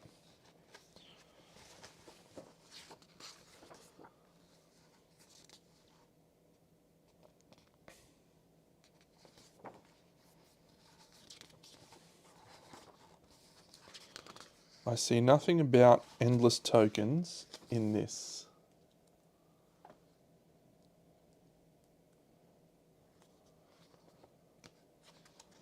Labyrinth, scored score, crevice hopping, indom rattens, yeah. Ark survivors, no. Terrain that is not impassable, the monster lands, no. Stationary objects move, screaming god, endless horizon, showdown setup, nope. No, nothing in there about endless tokens. So that might be a question for taste. Militides, it is a token, right? So you definitely can get the token, but it doesn't specify anywhere on those gear items that you place an endless token on it. This only says you do that once from this thing. I mean, I'm all for this plan. I think we roll with it.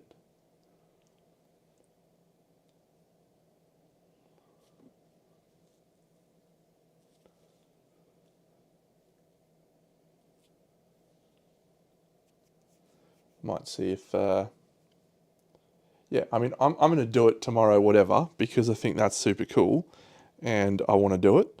But because +8 evasion and +8 strength, and then they'll just bounce back and forth. We've split the atom. We've turned it into a nuclear fusion.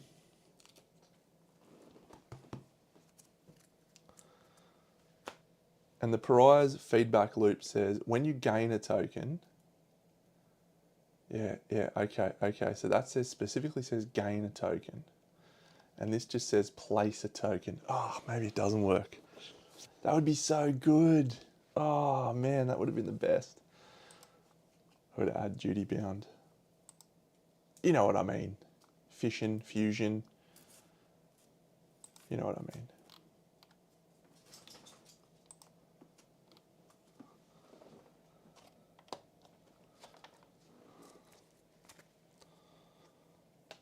Oh, I just remembered there's a Screaming God knowledge. Cool. So here's my only downside with these knowledges. You just get so many that you lose the excitement. I reckon if my knowledge deck was half of this size, if it was half,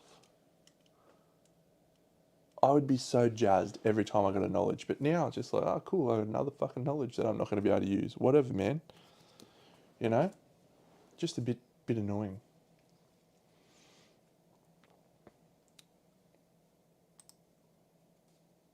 Because there's so many I'd like to, run with. One campaign I did get duty bound up to max level, and it was the best. I've still never got impermanism. I'd love to give everyone virtuous. I want to get sculpture so we can put virtuous on for everyone. That'd be fun.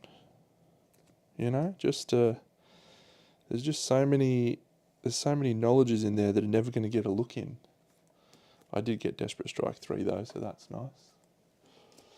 Cool. All right. Well, that's it. We're going to try and roll some frenzies. We're going to roll a Holy Hovel, and that'll all be tomorrow morning. I'll set that up ready to go, and I'll catch you all then. And then tomorrow night it is Screaming God.